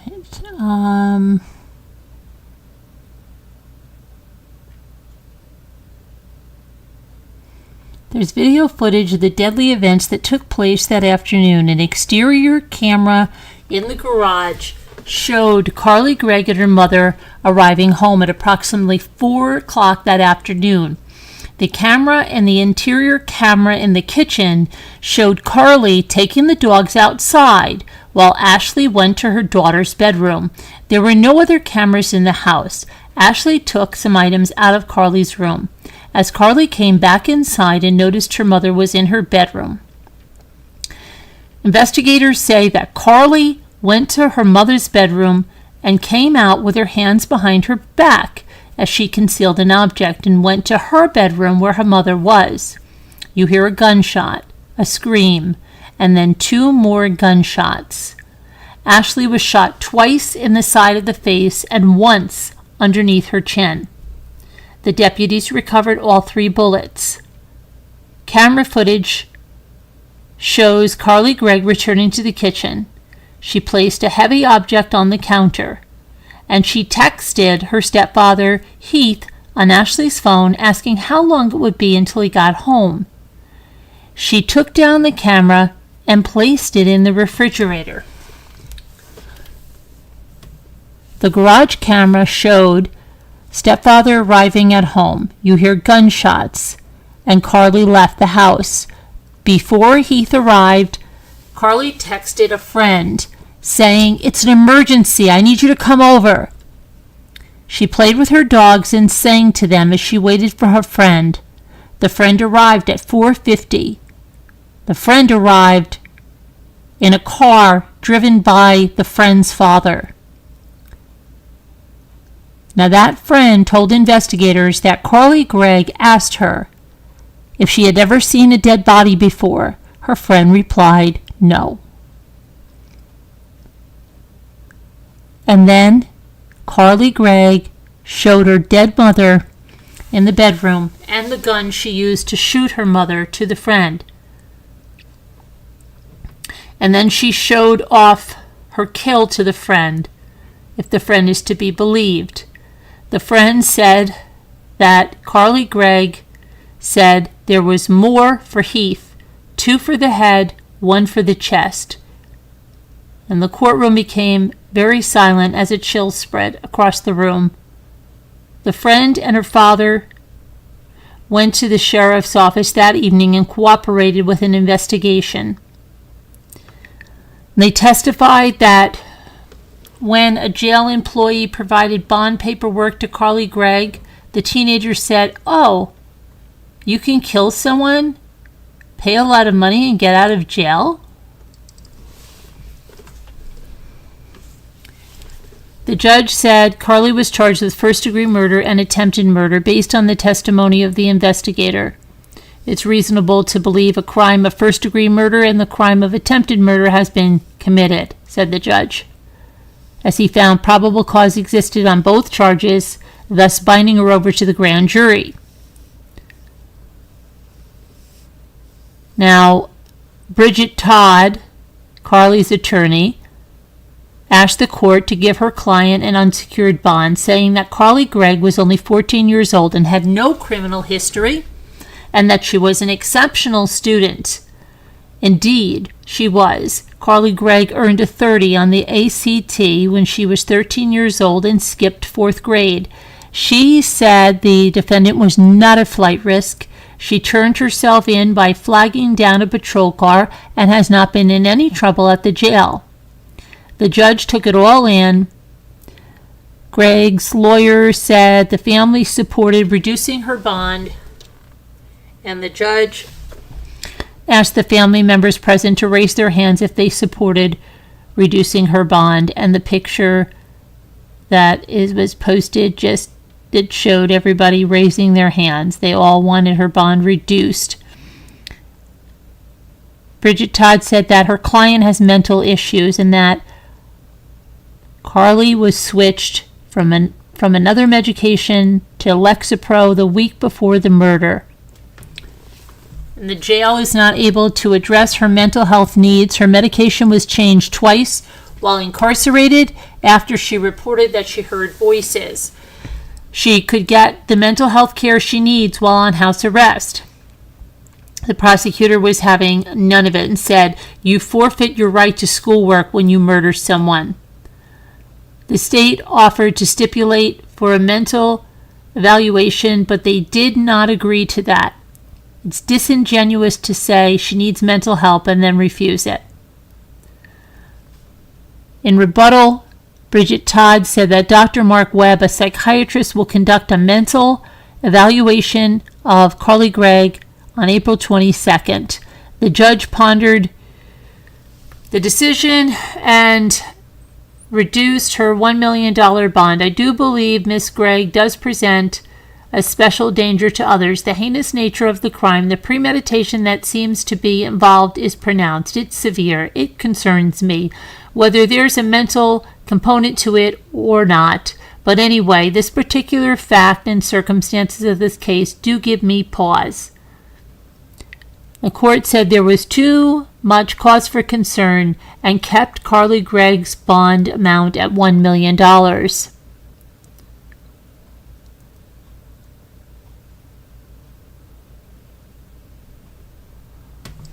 so that was leading up into there. That's really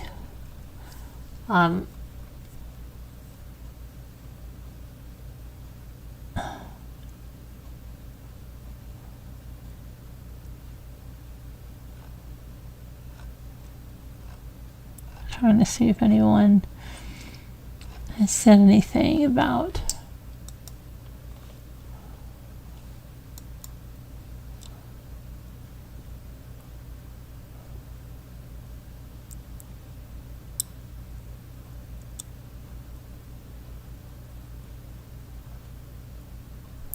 Ashley Smiley. Yeah, so we'll see what tomorrow brings there in the court.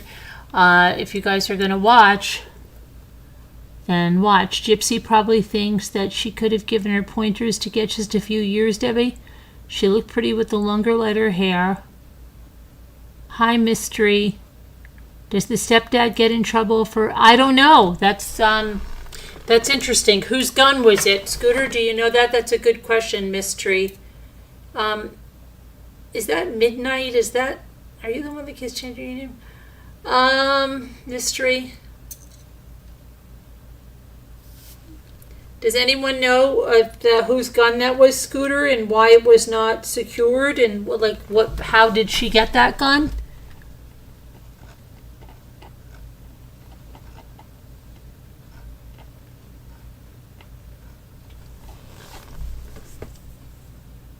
Why is Debbie the only one in here talking with me? I know how to fix that.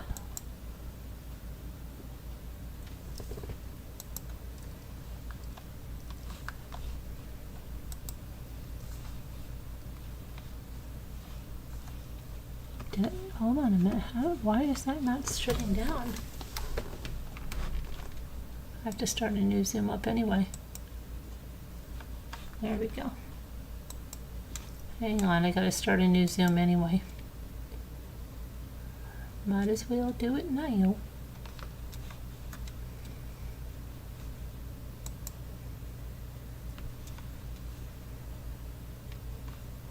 Mom always said, let's back the box chocolates.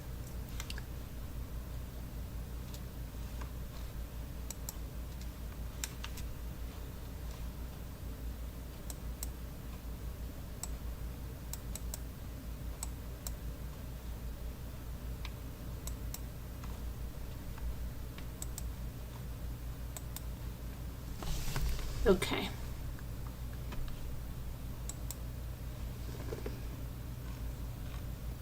All right, so you just don't know what to say. We're talking about a case. We're talking about cases here. I'm reading out a lot of the background so that even if you don't know about the case, you hear about the case. Isn't that a lot to say? You've got a 14-year-old. Let's just think about that. That they're saying had borderline personality disorder. They're saying that her medication was changed. They're saying that the classmate messaged or talked to the mother, who was a teacher at the same school, that they were worried about her marijuana use, and that the mother went home with her, went to the room, removed some vapes, and then the daughter goes into the mother's room, comes with something behind her back, fires 3 shots at the mother, calls a friend, says to the friend, have you ever seen a dead body? The friend is brought to the house by the father, and then she says, she took 3 bullets, I've got 3 more for my stepfather, and then the stepfather comes home, and then you hear gunshots. I don't know, I think there's a lot to talk about there, to unpack that. Plus, Ashley says that she had a daughter that predeceased her. And I'm wondering if anybody knew about that. And there's a lot to talk about. It was under her mom's mattress. So I wonder, that's a good point that Miss Tree had, saying it is whose ever gun that is, are they going to be in trouble for it now, like how they're prosecuting parents for kids getting guns? Like, why, how could she have access when they knew that she had such mental health conditions? Why could she so easily have access to that gun and ammunition? let's see what you said. The mom was afraid that she may have inherited whatever mental health the bio dad had. Yeah, yeah.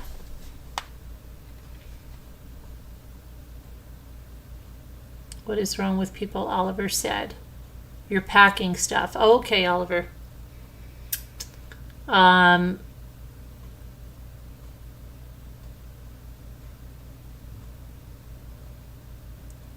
was afraid that she may. Yeah, I mean, Scooter, why would they let her get that gun? Nobody said anything about that gun being unsecured and the ammunition being right there.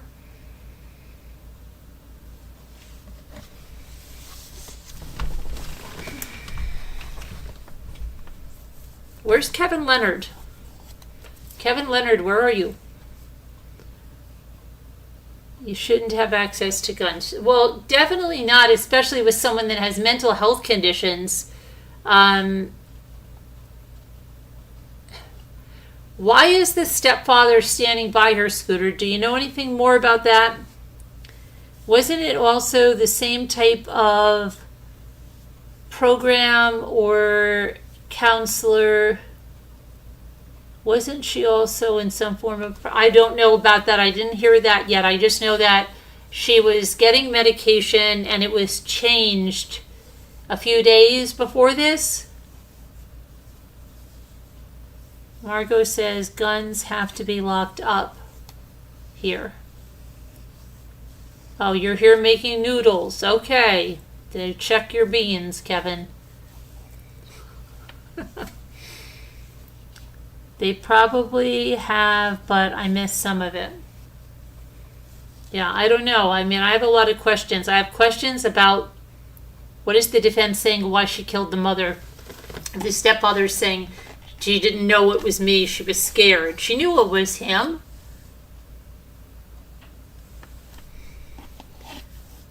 Why is the stepfather standing by her? You know, I don't want to say something. I don't want to say something, but it goes back to something that she said.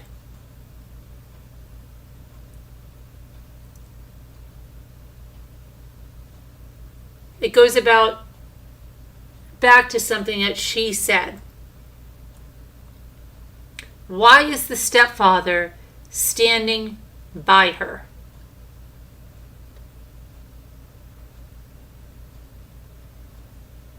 I know, Kevin, it's a joke. It's an inside joke. You don't know it. Scooter knows it.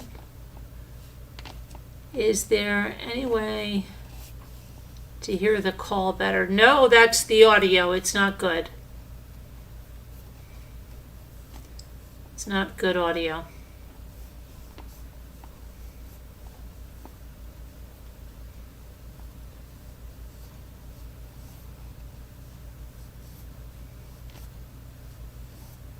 So, I mean, maybe, maybe she is all he has left of his family. Maybe he feels guilty for some reason. Yeah. Why? I wonder why. I'm wondering why. I was ready to scream at the beginning because the prosecutor kept saying, you will hear before every point, and he said, you will hear. Oh, before, you will hear about how, you will hear about this, you will hear how her mother, you mean like that, Scooter? And that made you space out? Really? Just something a little like that? Made you space off? Made you space out? Space off.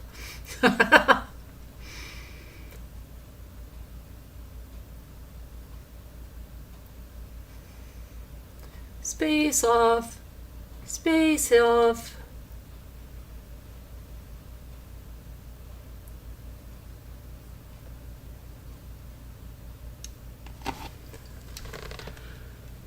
Space off.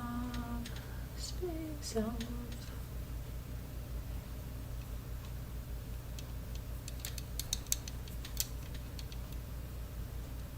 It was annoying. What should he have said? What can you give him some pointers? What should he have said? What should he have said, Scooter? Should he have weaved it together more like a story? You're going to hear a very tragic story of a young girl, well,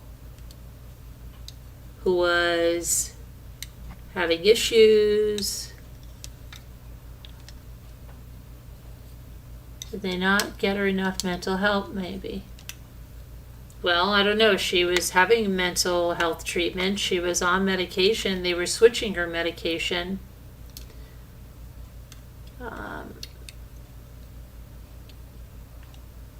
Not that.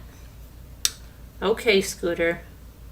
Maybe you could help him with his presentation. I don't know. Maybe tell him.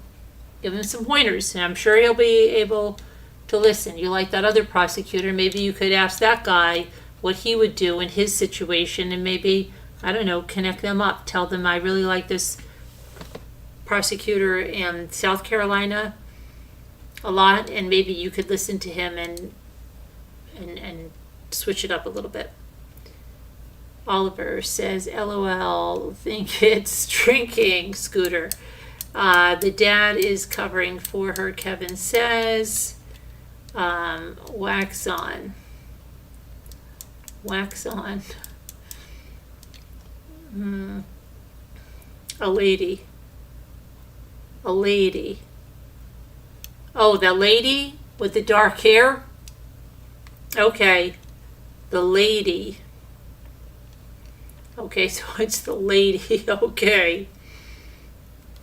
Okay, Scooter, it's the lady she doesn't like. I'm going to clarify. It's the lady that drove Scooter crazy. The lady, prosecutor. It's a lady.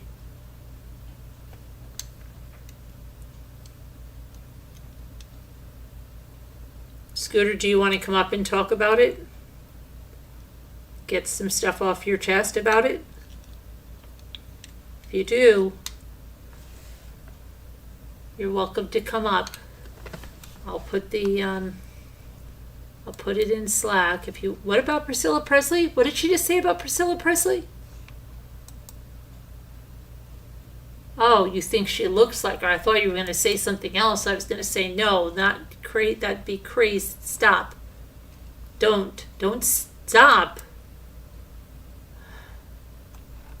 I don't want to repeat a Betty White, Scooter. Please don't.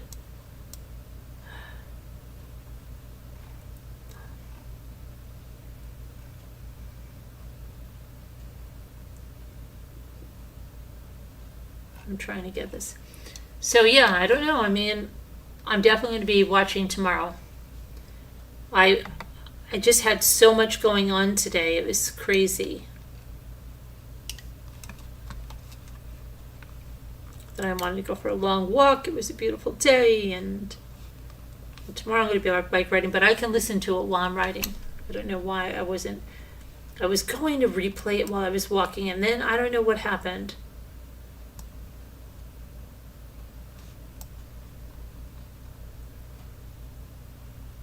It's Bink is not feeling well, so prayers for It's Bink to feel better. She's very sick.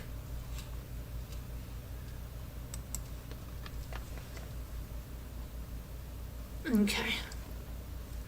So I put the number in there, and if you want to come up and discuss this case. Honey Fleur, are you watching this case at all? Honey Fleur?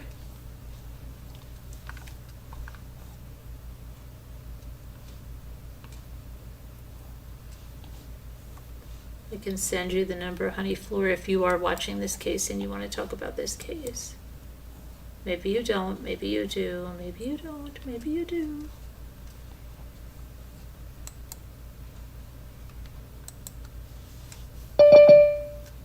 Oh, here comes Deborah to Scooter.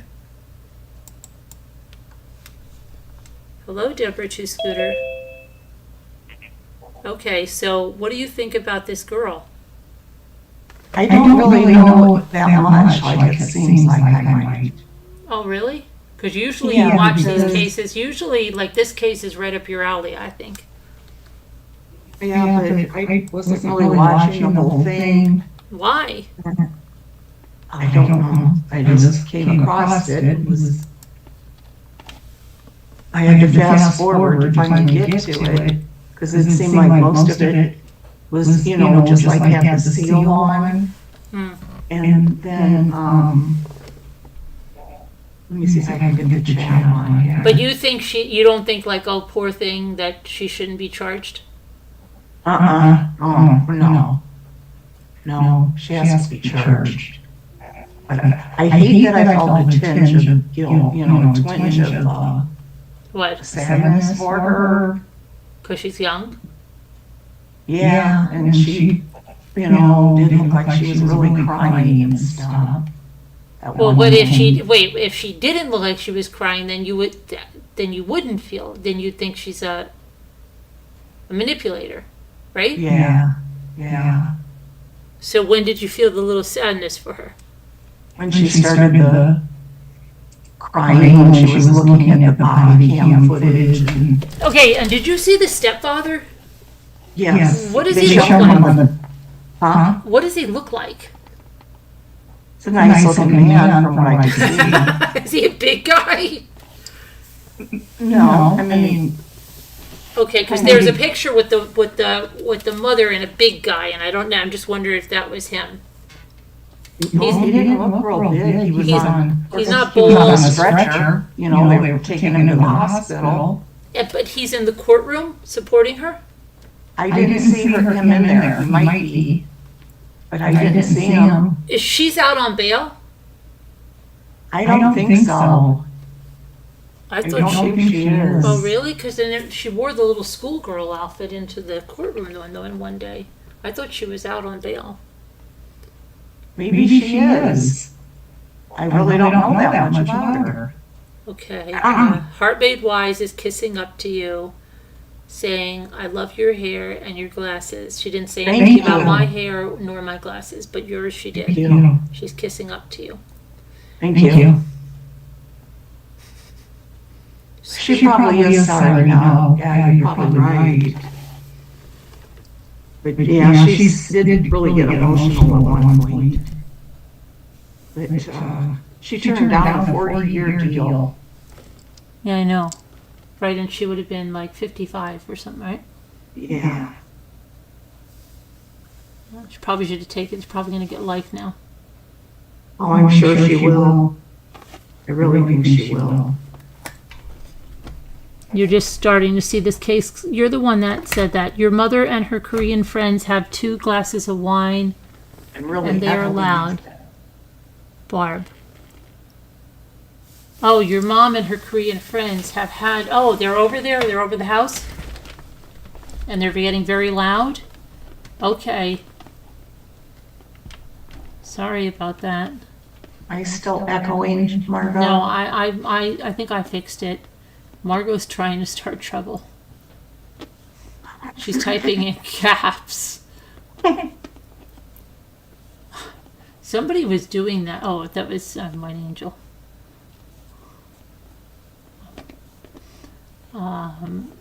Did you do something so I'm not doing that? I think I did. I moved my mic away and I lowered the boost on my mic and I lowered the overall volume. I think Margot's mad because I told her mic was unusually loud the other day because my eardrums almost got burst out. And she's probably mad at me for that. So now she's going to say that you're echoing. I'm just kidding, Margot. Okay. It's all better, Margot said. Okay, great. Hey, good. Now she's going to say it's not because she's pissed now, or did I just say? Okay. But, so why is Snow Remover saying Donna Adelson was going to be delayed? I don't see anything. I don't know where she got that. I don't know where she got that either. A lot of people are giving me fake news. Linda, who else was giving me fake news? It's Linda and somebody. Oh, Kevin was giving me fake news. Would Kevin give you fake news about? I forget. I would have to take. Oh, he said something, and it was like he goes, "Oh my gosh, look at this!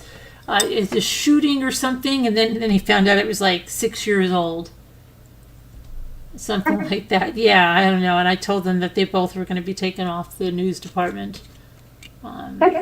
Linda, yeah, Linda, yeah, it's bad. It was bad, but we watched. Did you ever see The Act with Gypsy Rose? I never did see that. Well, they were watching it like crazy in here last night. And What was then- that? Was that documentary good that you guys watched? Yes, Gypsy's Revenge. Yeah, it was. Was But then, it? yeah, but there's a new something. It's called Lake Erie. Have you ever heard of it? It looks scary, and it says it's real. And I'm like, it says it's like the description on it. Let me see if I can read the description on it. It's very scary, and I'm thinking like, you told me to go to that place, and we were there, and it's, what is it, like a murderous place? And guess what? We were there in 2020. Yeah. And Kevin said this happened in 2020. Oh, great. Right, Oh, Kevin? Kevin heard about this? Yeah, let me see. Yeah, I guess on the documentary or Oh, something. he's already seen it? Well, I guess he must have looked it up or something. The Lake Erie Murders, and it says Lake Erie, oh my gosh, I can't speak, borders 4 states and Canada. It's home to some of the darkest and deadliest murder cases.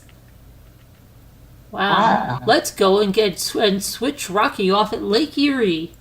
I knew that lake just felt so, like I thought my kids were Don't going be to get blaming me. That was Jimmy into that it. picked It was that scary. spot.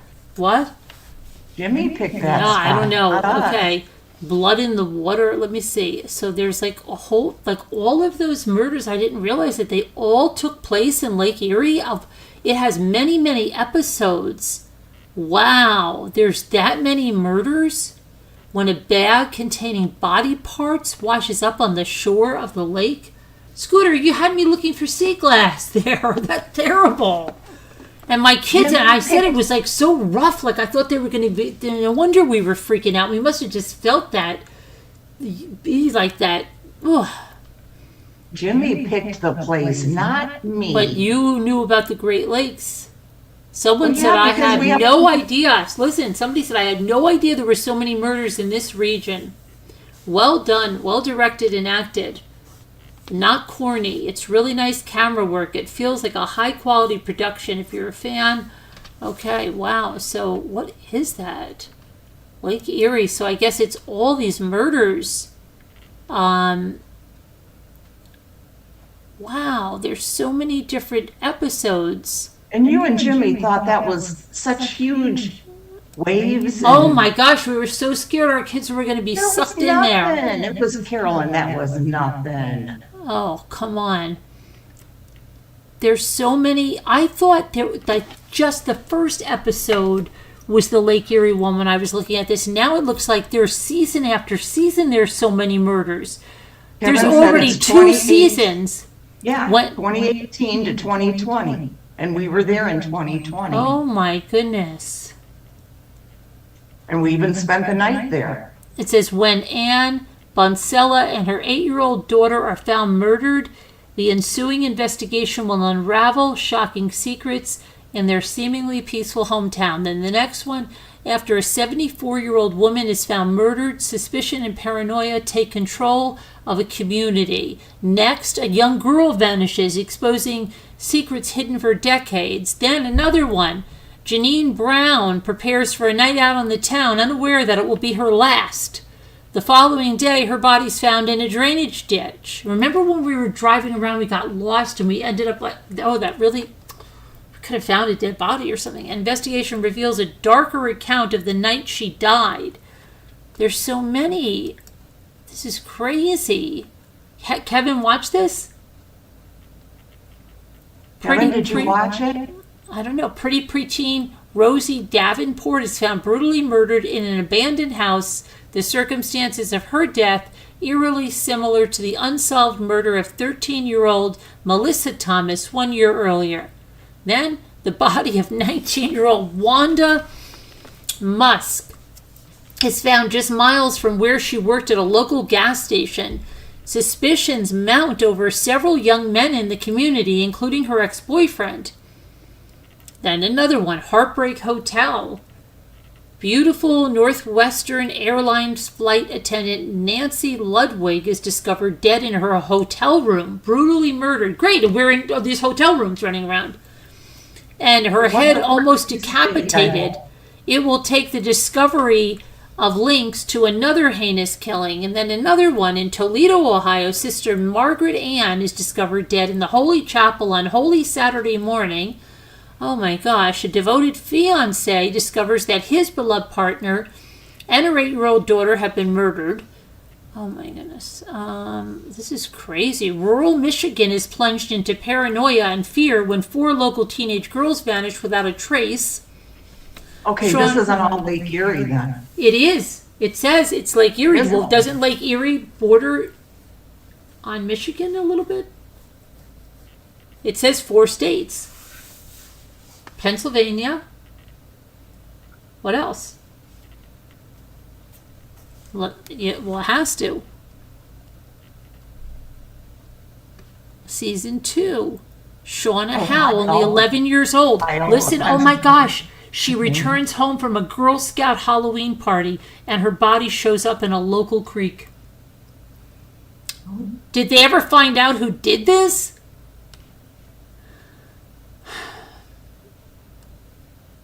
Okay, Kevin hasn't seen it. He said he just looked it up.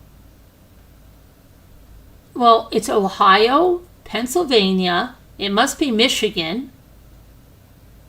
I don't think it's Michigan, is it? Let me see. What Michigan is Illinois, Indiana, does Michigan. Lake Erie border? Okay, let's see. Lake Erie borders 4 states: Michigan, Ohio, Pennsylvania, and New York. Oh, wow. Okay. So New York. So why did we go to Pennsylvania and not New York? Oh, because you were closer to Pennsylvania, right? Jimmy picked out the place. It also borders Canadian province of Ontario to the north. Lake Erie is the 4th largest of the 5 Great Lakes and the 12th largest lake in the world by area. This is scary. It was such a scary vibe. It's very dark. I got scared. I thought my kids were going to be swallowed up in that. I couldn't see anything. You saw a little bit and then it was all darkness. I didn't like that. Carolyn, to me, it's the most Great Lake. Really? That's calm? Yucky. Yes. It's about 210 miles long and 57 miles wide. Remember how Jimmy wanted to get out of there? It was so rough, we thought, and she said we weren't even allowed to swim. Carolyn. Yeah. With a shoreline of about 871 miles. You're not used to the Great Lakes. I'm sorry. Yeah, That they're is not nothing. too great. they're neither great nor... What is that? Let's discuss it. The Great Lakes are neither great nor whatever, something else. Okay. The lake's name comes from Erie tribe. Okay, so I don't know. It's very scary. Look how many people are murdered around there. Well, yeah, I'll give you that. I never knew that. That's crazy. Why? Why so many murders? I was stunned how you guys were so scared. Remember? Remember that our kids, we thought they were going to get sucked into the, like, undertow. Because I didn't even know. I mean, I was like, okay, I mean, I understood because I guess you're used to your lake up there, on the mountain. On the mountain, yes. Why so many?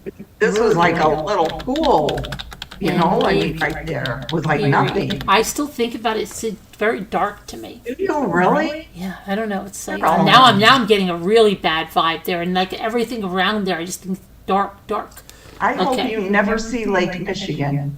You hope I never see it? Yeah, because you will have nightmares. Oh boy, a lot of waves. Oh yeah, and big undertows and great. Yeah. Big undertows. Why would you want to go swimming with big undertows? You die. We did a lot when we were kids. Wow. All the time. Lake Erie's beautiful and tranquility can mask a dark and deadly undercurrent, making it a gateway for criminals. Really? The lake, yes, it says here. It's just, Oh, it's the place we horrible. were at that day, it Because was of the beautiful. borders of all the states and Canada, it says it provides opportunities for criminals. Why is Lake Erie so dangerous? It says that's due to its location. Low population areas and its temperature. It's cold. Lake Erie has the second most deaths due to, wow, the second most deaths. Really? Okay, Lake Erie, listen to this, is the shallowest of all the Great Lakes, which causes high waves, whitecaps, and extremely rough waters when the wind blows, and it was very windy. It Lake was Erie not windy has an that average day. depth of 200 feet compared to, say, Lake Ontario, which has an average depth of closer to 400 feet and has a depth of over 750 feet. Much better for firefighters and ocean-going ships. The deeper the lake, the easier it is for the captain to navigate. Since storms come up so fast on a shallow lake, smaller ships do not necessarily get warning, or they are too foolish to heed the warnings, and they can find themselves in a whole bunch of trouble in a very short time. So wait a second. What was I just going to say that they said about that lake? Lake Ontario, I just remember something about Lake Ontario. Someone showed me, like, there's like rocks all around it, like cliffs, and it was very scary looking. That, and she had her little boy on one of those rocks. That was just very scary looking. We were almost going to go there when we got Desi, because we were very near that. Yeah, they say the Great Lakes are very dangerous waves. Ocean waves tend to form in one direction for days on end with long rolling type generated from wind fetch lines. But these lakes are different. Yeah, they're not good. Not good. Was that the first time you had ever seen a Great Lake? Mm-hmm. Though I think my lake is great. It's not a Great Lake, per se. And I've seen lakes that I think are great, but they are not specifically Great Lakes. Margot said she looked up the weather for that day, and she said the wind wasn't blowing that day at all. That's a lie. She doesn't even know what day it was. It was very windy. I have a video of it. I have other videos. My hair was blowing like crazy. I have some that day too. I don't remember that. I didn't mind when we went on that pier with the lighthouse and we walked out there, and fake J Is that where your hair was Fake J blowing? Bells was calling us about her surgery and all that crap. Remember? Her made up surgery. Yeah, that's on her fake surgery. Fake J Bells. Yeah.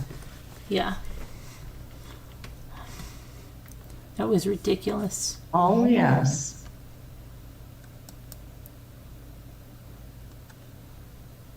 You know, there's like all kinds of sunken things at the bottom of Lake Superior. It's so dangerous. Oh yes. And Lake Michigan too. I don't like that. That's why I know those people can die. Now I understand that. They said they do give me nightmares. due to the water being too cold for bacteria to live there and produce gases otherwise known to decompose bodies. What?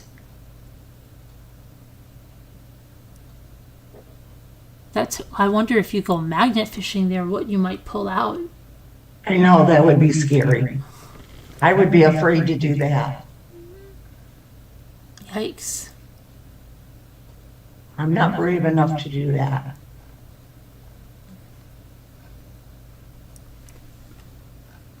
I wonder if anybody does go magnet fishing in the Great Lakes. Oh, I'm sure they do. But they do.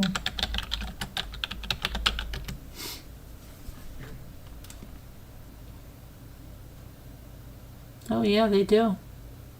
Lake Michigan. But this place looks very calm where he was. Looks very shallow too, and it's very green.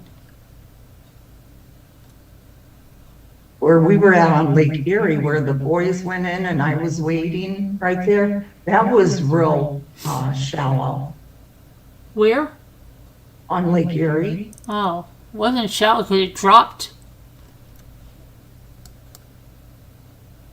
They have a Facebook page, Magnet Fishing Michigan. Guy's pulling out. Oh, he pulled out a gun. Oh, I bet. Yeah, all kinds of stuff. Like some big artillery bullet or something. I don't know what that is. It's huge. Wow, they're getting a lot of stuff over there. Can you imagine all the shipwrecks? Oh, I know. That's what they said. Wow. How did he pull out another gun? Lots of guns. They're probably used to kill someone. Oh, yeah. Threw it in there. The telephone this guy found. It's crazy. Computer. Another gun. Looks like a semi-automatic. That's nuts. Wow, lots of guns. Kevin said Margot measured that Lake Erie, too. Yeah, okay.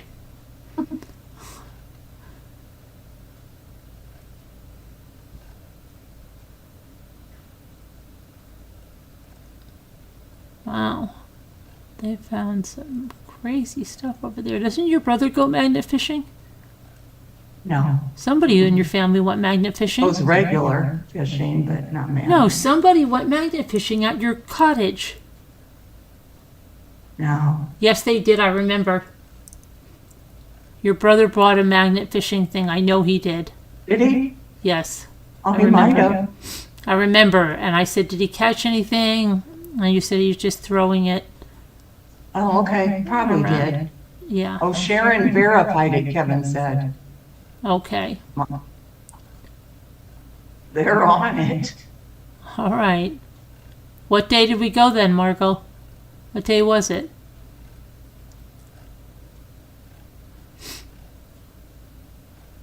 Somebody found like a tank, like a big long giant propane tank. Lots of guns. I can't believe how many guns they found in that lake. Dave and I went up to Lake Erie, took our boat up there, and stayed in a motel years ago. Really? It was really fun, but it was in Ohio. But this is Lake Michigan. They're finding the stuff in here. Yeah. Yeah, it's lots of guns. They're pulling out guns like crazy. Hey, you have to be careful on all of those lakes, every one of them. I don't think I would ever go on any of them. Oh, when you were younger, when you were younger, you would. I don't think so. They're scary. They always have lifeguards. You just go to a beach that has a lifeguard. Be careful. You'll have signs out when there's undertows and that. They don't allow swimming.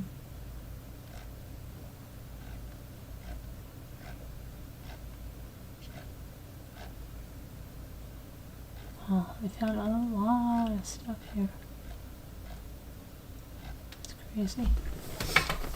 So let's see what's But I haven't been in them in years. per Margot. What, Kevin? It was on a Friday per Margot. No, it wasn't on a Friday. I know that it wasn't. It was not on a Friday. I don't think it was a Friday, was it? I don't remember. I don't remember either. Could have been. I really don't Was know. Margot even here when we went? I don't even think Margot was here. I don't think she was. No. She cross-referenced with NASA. Oh, really? Okay. So, what are you working on a diamond painting? No, I'm not. Not right now. Why did it say that lady had golden retrievers and that doy does not look like a golden retriever? At all. But that's what she calls a golden retriever? I don't know. It sure didn't look like one.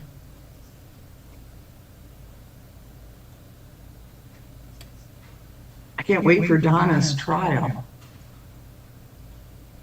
So you don't think she's gonna Take the stand? testify? I don't know. I don't know. I think she's scared. Yeah, I don't think she will, but She doesn't talk seems a like lot. She might be bold enough to. I can't believe Charlie's coming back from prison. I want to see that. Charlie's going to testify from prison because he's got nothing to lose now, right? Oh, yeah. He might want to sink Wendy. Wouldn't that be funny if he just sinks Wendy? Now, see, that's why if Wendy is involved, like you all seem to think she is, and most people do think that, I will give you that, because in Reddit, most people think she did it in Reddit. Right, yeah. And Why would she be tired? I was too tired the other night, because I'm in this one group, and somebody's like, for people who think Wendy is not guilty, please let us know why. And I started to type and I thought, no, I'm not even going there. But anyway, that's why she was involved. He would throw her under the bus. I 100% guarantee. But maybe he will now that, but if it's going to get his mother down the line, I don't know. But maybe he wants his mother. He might want his mother in jail. He's not gonna stay in jail all alone and let his kid think he did this all by himself and, let Wendy be free with her kids, living the fabulous life. I don't believe that. Unless he figures he needs somebody on the outside for his kids and his father and mother are old. But his kid has a mother. Yeah. But not an Adelson. I don't know. Maybe he can't stand Dan Markels so much and he knows if Wendy goes to prison, the Markels will get the kids. Those kids are going to be adults in a few years, aren't they? Yeah, but I don't know. What is the other son? What's he going to testify to? Robert, he lives up by me. But is he going to be for the prosecution? You would think, Because right? he He's hasn't estranged. spoke to his parents in years. Yeah, he's He's estranged. estranged Yep. because they don't like his wife. They didn't want him to marry her. Right. Right. They wanted him to marry a Jewish girl, which he did. Got divorced and then married. I think it's an Asian woman that he's married to. And they didn't But want first- that because they're very First, he prejudiced. married a Jewish girl at first. Nope, because if I remember correctly, he wanted to marry an Asian girl. His mother and father are very racist, bigots. No. And then so he married a Jewish girl, and then he got divorced and he married the Asian woman. I think she's a doctor or a lawyer as well. And, that wasn't good enough for them. And then I guess he just said, F you. And he lives up in Albany, New York, I believe. That's his deal.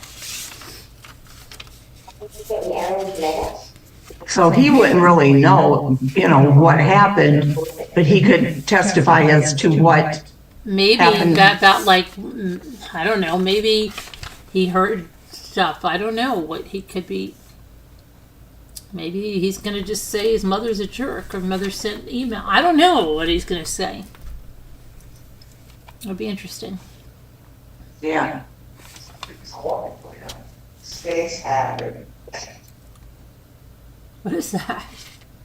Do you hear that? What's that? I'll say. Did you hear Dave's TV? Oh, is that his TV? I didn't even know he was home. Okay. Lake Erie was 4 years ago. I know, we got Rocky. We've had Rocky for 4 years, Kevin. My flying squirrel. Our flying squirrel.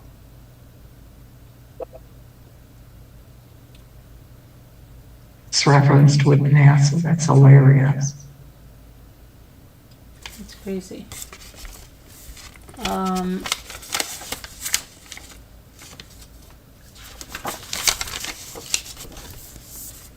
Okay, so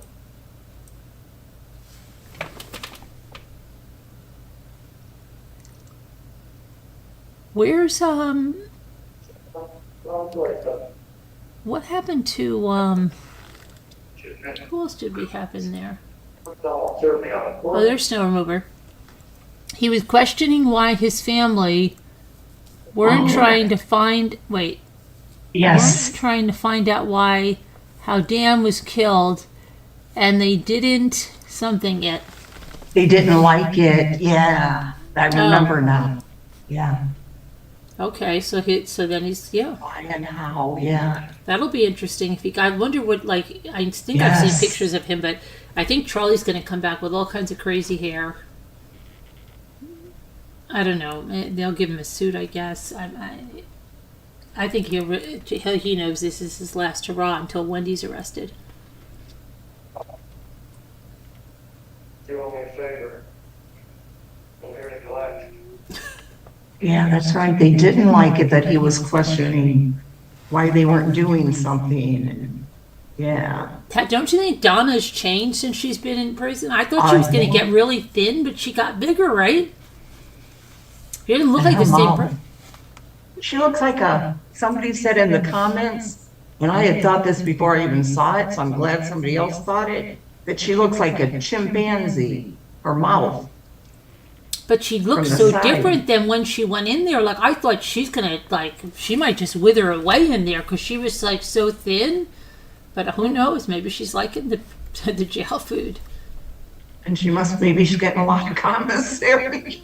I don't know. Maybe she figures, hey, well, a lot of honey buns. Honey buns, and might as well. Maybe she's getting kosher meals. Maybe. Maybe. Oh, they don't have Botox in prison. What would that do, Kevin? Her wrinkles? Would that make her look thinner? No, but she doesn't look thinner. I think it looks like she's put out, she's filled out in her face. Well, she definitely has. And her hair is not blonde, it's gray, and it looks like it's gotten thicker and curlier, and she doesn't look anything like that bump picture. And did you notice Rash Bombs put on weight? Yeah, I just think I can't believe he's why would you get him? He didn't do too good on Charlie. Oh boy, I hope you could do the same for me there. Right? How dumb. How dumb. Oh, let's see. Yeah, he got Charlie convicted. Let's see how fast he can do you, Donna. What? I mean, not dumb. Just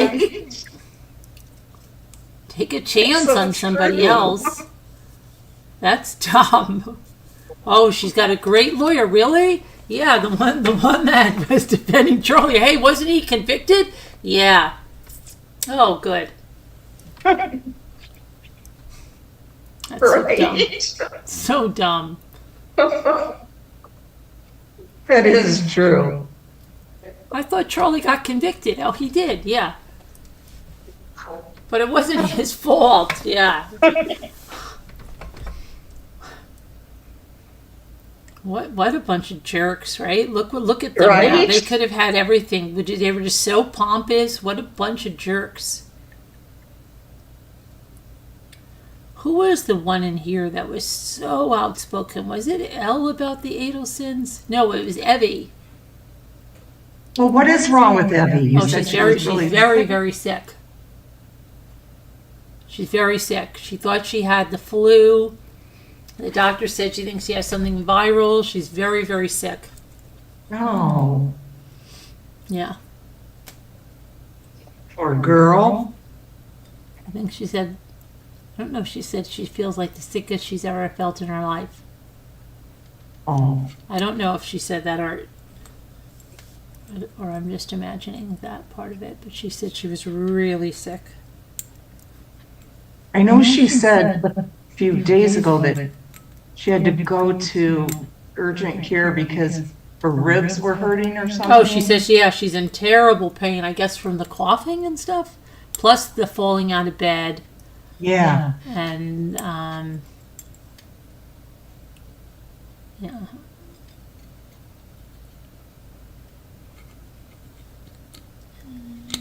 We should watch one of the episodes of that Lake Erie thing. Well, let's do it. Okay. All right, everybody. We're going to watch Lake Erie about this very scary place that Scooter wanted to do a squirrel exchange. And now when I think about that, I've got because I had a really bad feeling when we were driving around behind those buildings. We didn't know where we were going. I don't know. I can't explain it. There was like a weird feeling, and when we were parking alongside the lake and had to walk in there, we could have been killed. And even in that hotel, and we're walking around, and you were sitting in there, somebody could have grabbed you and brought you right outside. Just put a gun to your head and said, "Lady, move. Don't say a word. I'll blow your head off." And then you were in the hotel room all by yourself, and so was Caroline. Yeah, that was horrible. Let me put that in the thing, and then we'll break and go watch. If they have us on camera in one of these. It might, right? Can you imagine? And there were people bringing a squirrel, and it was crazy. And then she was running around Walmart, and somebody got a squirrel pillow. And they were staying at this one restaurant. What was that thing? The Stop and Go or something? The Eat and Go? Eat and Park? Park and Eat? That was a good restaurant. It was? I didn't think it was. It was kind of like a Perkins. And we And you waited didn't go until to we the were the only bathroom? ones in the parking lot. And then you You spilled did the not ice. go- Did you stop anywhere to go to the bathroom?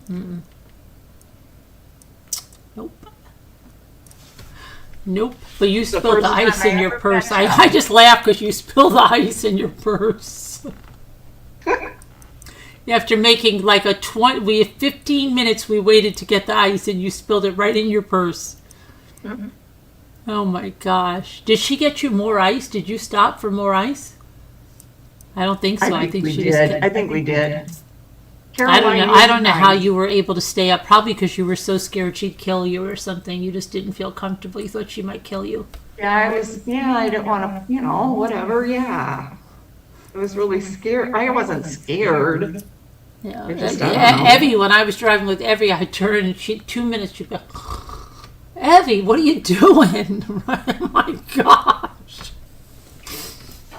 It was 2 minutes we were in the car. I turned around, she had her head back, and it was crazy. Oh boy. And poor Caroline, now she's used to being around me, and I'm always saying, am I one of those people that people really don't like to have her? She's like, no, why are you saying that? I'm like, I don't know. You're the one we like to have around. Come on.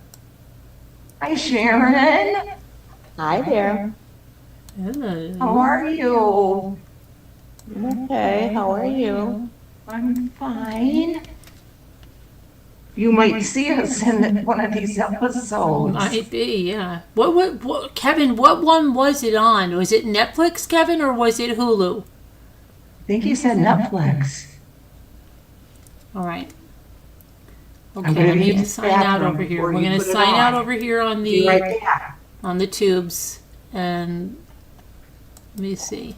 But thank you guys. God bless. Prayers. I'll see you tomorrow. We do have an interview tomorrow night, 9 o'clock. I may be on before that with some like a little short or something. I don't know, because I have to do a couple little shorts for some sponsors. But we'll see how that goes. Best laid plans. I don't know. And then we'll see you tomorrow anyway. Hopefully, God willing. Love you guys. God bless. Prayers. See you tomorrow. Be good. Come to the movie night if you want. Good night, everybody. You Googled it. You don't know. You don't know.